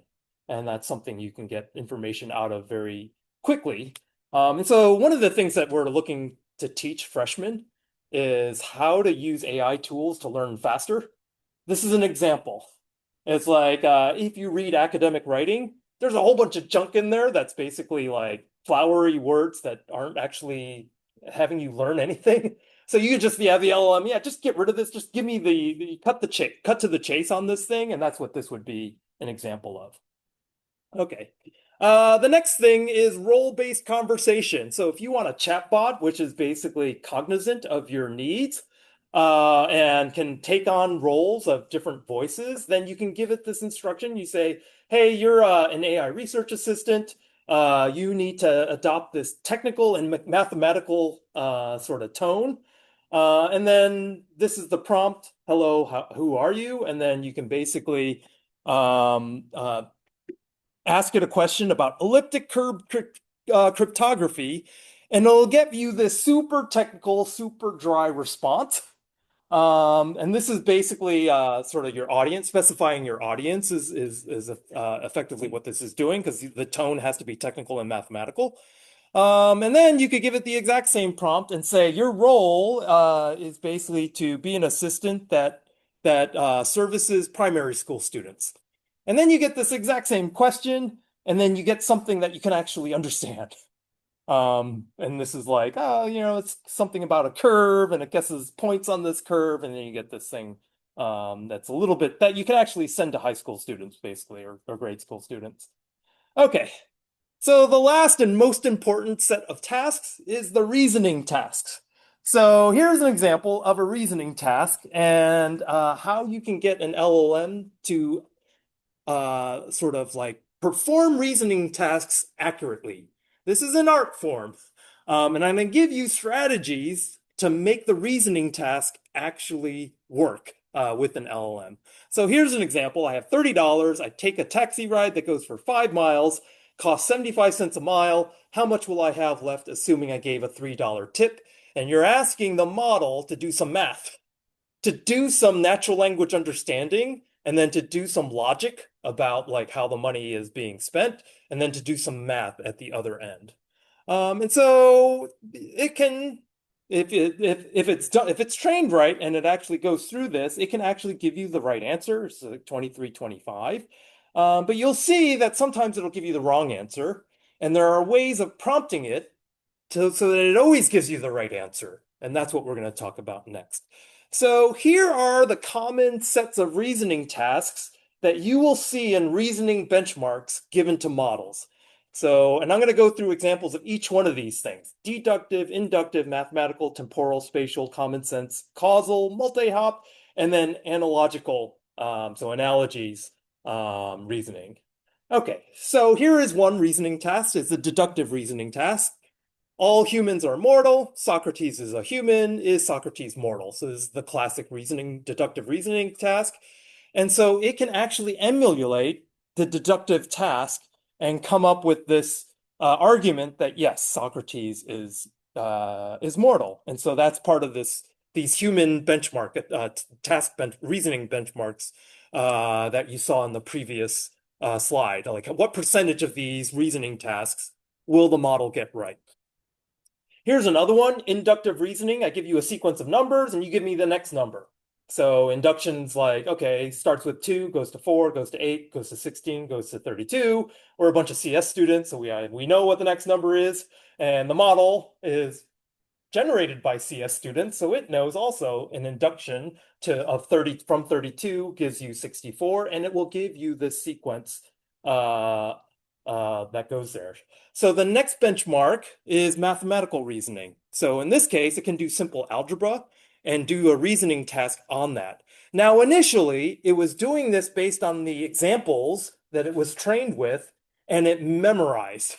And if it never had 2x plus 5 is equal to 11 in its training data set, then it would give you the wrong answer. But modern models, what they do is they don't do this based on training. They do this mixture of experts thing. They look at this, and I'm like, I got an algebra solver in my toolkit. I am going to just send this straight up to that thing and then produce the result. So that's what's going on here. And so this is basically the output. And you don't know whether or not it uses that tool, the algebra solver, or not. But this is ideally what it should be doing. And then it will reason this algebraic equation out and then give you the result. Here's an example of temporal reasoning. So if it takes 30 minutes to drive from A to B and I leave at 3 o'clock, what time will it be when I arrive at point B? And then it does time calculations for you. That's temporal. Here's one that it actually fails on. And you can actually, this is something I want you to test. It's like, does it fail on the current models? Because this is an output from last year. If you fold a piece of paper twice and you make a hole through all the layers, how many holes would there be when the paper is unfolded? And then this is the output. So I want you to see if the models are any smarter. I think I have you do this just to see. I think the models will say 4, but like, I don't know. It says there's only one hole. And yeah, you're like, no, that's not the answer I was looking for. Oh yeah. Oh, so then it's like you got to be more specific. So then you have to specify the holes in the corner, and then this is correct. Yeah, yeah. That's correct. That's true. So yeah, this is where it's yeah, maybe not. Here's another one. So one of those benchmarks was common sense reasoning. So if someone is holding an umbrella, what would the weather likely be? And likely would be rainy, right? You have an umbrella in the sun as well, but like most of the time, you see the umbrella when it's raining. And this is something that the model should infer from common human behavior, would be this one. Here's one that's causal reasoning. If it hasn't rained in a long time, what is the effect on the grass? And then this reasons about what happens to grass when it hasn't rained. And it's using sort of information about how grass grows as part of this. Here is an example of multi-hop reasoning. If John is taller than Alice, Alice is taller than Bob, who is the tallest among them? So that's multi-hop, is transitive sort of reasoning. And then it's like, okay, John is the tallest among them. And if you know of any brain puzzles, you could pass it to these models because these are things that are part of the benchmarks. This is like puzzles and like really hard to solve puzzles. Puzzles that humans have a hard time with are the things that we're giving models now to see whether or not the model can solve it as well. And then the last one is reasoning by analogy. So what is to a hand as a sock is to a foot? And this is where it would know, oh, it's a glove because it's a covering for your hand like a sock is a covering for the foot. Okay, so one of the things, so reasoning is a real focus for all the latest models. because what people are trying to do is automate human tasks. And the thing that used to not be implementable in a computing system was the reasoning piece, the human reasoning piece. So now we're at a point where the model is pretty good at basic human reasoning. And so this is where this is why OpenAI bet the farm on Strawberry, which is their inferencing model. And this is where Google is also putting a bunch of resources in on inferencing to get the human reasoning. To get as soon as you're able to reason at the level of a regular human, you can replace the reasoning tasks of that human. And that's what's going on here. So yeah, you can go through the book, the benchmarks. And so this is just, again, this is a copy of the thing I've been using. And you'll see all the different reasoning tasks that I just went through. Those are the kinds of reasoning tasks that are in these benchmarks that you'd want to test your model at. Okay. Okay, I have like 8 minutes.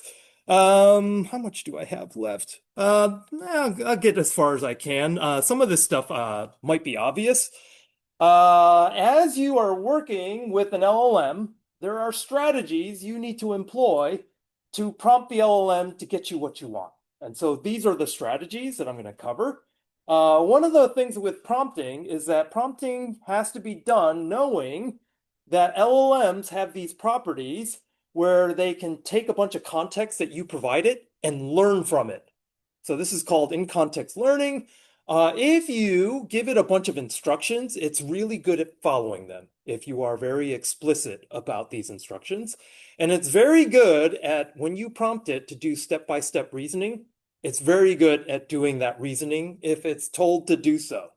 So you know this now. So when you are generating your prompts to work with an LLM, you have to do this. Okay. So this has to be part of your prompting strategy as you start working with these models. This is what they call prompt engineering. So when the LLMs first got released, we're like, prompt engineering is a six-figure sort of position now. Well, the expertise that you need to get the most out of a model is something that's it's actually worth investing into someone who's an expert in doing so. I'm going to talk about the initial strategy everyone uses, which is zero-shot prompting. I'm just going to ask for what I'm interested in. So in this case, the sky is, and then you're like, fill in the blank.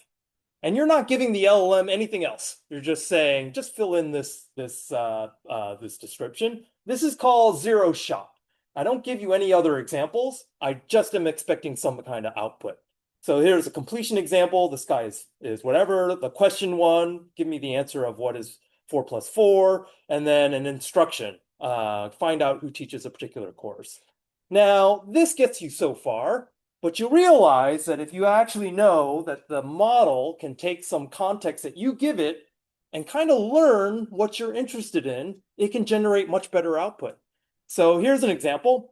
Translate English to French, and I'm going to give you an example of what I want. So sea otter is lutte de mer, and now I want you to translate cheese, and I give you the arrow, and then it's like, oh, well, the model's like, I know exactly how to fill that out now because you gave me one example. So then it gets, well, it should give you fromage, but it's not in this slide. But then it actually can give you what you want, what you're expecting. If you give it multiple examples, this is called few-shot prompting. And again, you get better output when you give these examples. So if you say, classify this input, you can say, this is awesome, and then positive, this is bad, negative. And then the final one is like, do this completion. And then it knows to use either positive or negative as the result of this thing. Okay. I can finish at least this one. So the next piece of this is chain of thought prompting. This is the extension of that. So when you ask a model to do a reasoning task, it is often the case that you need to tell it to do step-by-step reasoning. Otherwise, it gives you incorrect results. So here's an example of standard prompting on a reasoning task. Roger has 5 tennis balls. He buys 2 cans of tennis balls. Each has 3 tennis balls in each can. How many tennis balls does he have? And you give it this example where this is 11. But then you come up with another example. I want you to answer this. And then it it has this, and it's trying to copy this prompt, and in doing so, it gives you an incorrect result. And so, how do you fix an incorrect result? If you treat it as a black box, you'll be like, this model is dumb. It doesn't know how to do this task. But then what you can do is this thing called chain of thought prompting. You can give it as part of your example. You can say, this is what I want you to generate. I want you to generate a reasoning trace and give you an example of how you would reason about the answer to this 11 tennis ball one. And then you ask this exact same question, and then it creates the reasoning trace because you gave it an example of reasoning, and then it comes out with the right answer. So that is a strategy for you to employ. So adding steps. So the reason why this works is that it is thought that when you say add these steps in there, the inferencing engine will dedicate more CPU or GPU resources to answer your request. So you are basically asking for more resources when you do something like this, and then you'll get a more accurate result. So again, this is a way of coaxing better behavior out of your prompting. There is this mechanism was like, why don't I just ask the LLM to think step by step? Rather than me generating the reasoning trace, I'm just be like, yeah, just think step by step. So here's an example. You just give it the raw example without any sort of shots, like sort of like training, in context learning examples, and it generates the incorrect result. And then what you could do the few shot chain of thought where you give it the reasoning trace, and it gets the right answer. But this is a lot of tokens. You have to spend a bunch of tokens giving it the example. Why don't I just tell it to think step by step? Like, can I get the thing if I can ask for more CPU? This is how I ask for more CPU resources. I ask it to generate a more complex output, and then it uses that extra resource to do the same thing it was doing with all of these tokens. I gave it an example that's super verbose, or I could just tell it, just think step by step. This is called zero-shot chain of thought, and this is kind of what you should be doing in your prompts in order to get the best results. And then you can see that it gives you the right output. Okay. So let me see. The last thing I'm going to cover, and then I'll let you go, is prompt chaining. This is very similar. If you find that the agent that you write is going off the rails all the time, then what you need to do is specify the step-by-step algorithm of everything you want done. So when I showed you that netstat to TCP dump to visualization, in the prompt, the student used the exact process that it wanted the agent to follow in order to get a reliable result. This is called prompt chaining. Do this first, get the result, do this next, and then get the result, and then do the next step afterwards. So this is something that's called prompt chaining, and this is something that I'm going to have you eventually do. Okay, so with that, I'm going to end there. You have the labs, 1.2 OLAMA, 1.3 programmatic access, and 1.4 is doing all of those prompting examples that I just went through. All right, see you next week. We put a due date for this lab? Or... Yeah, Monday. Monday of next week is the due date for the labs for this week. 159?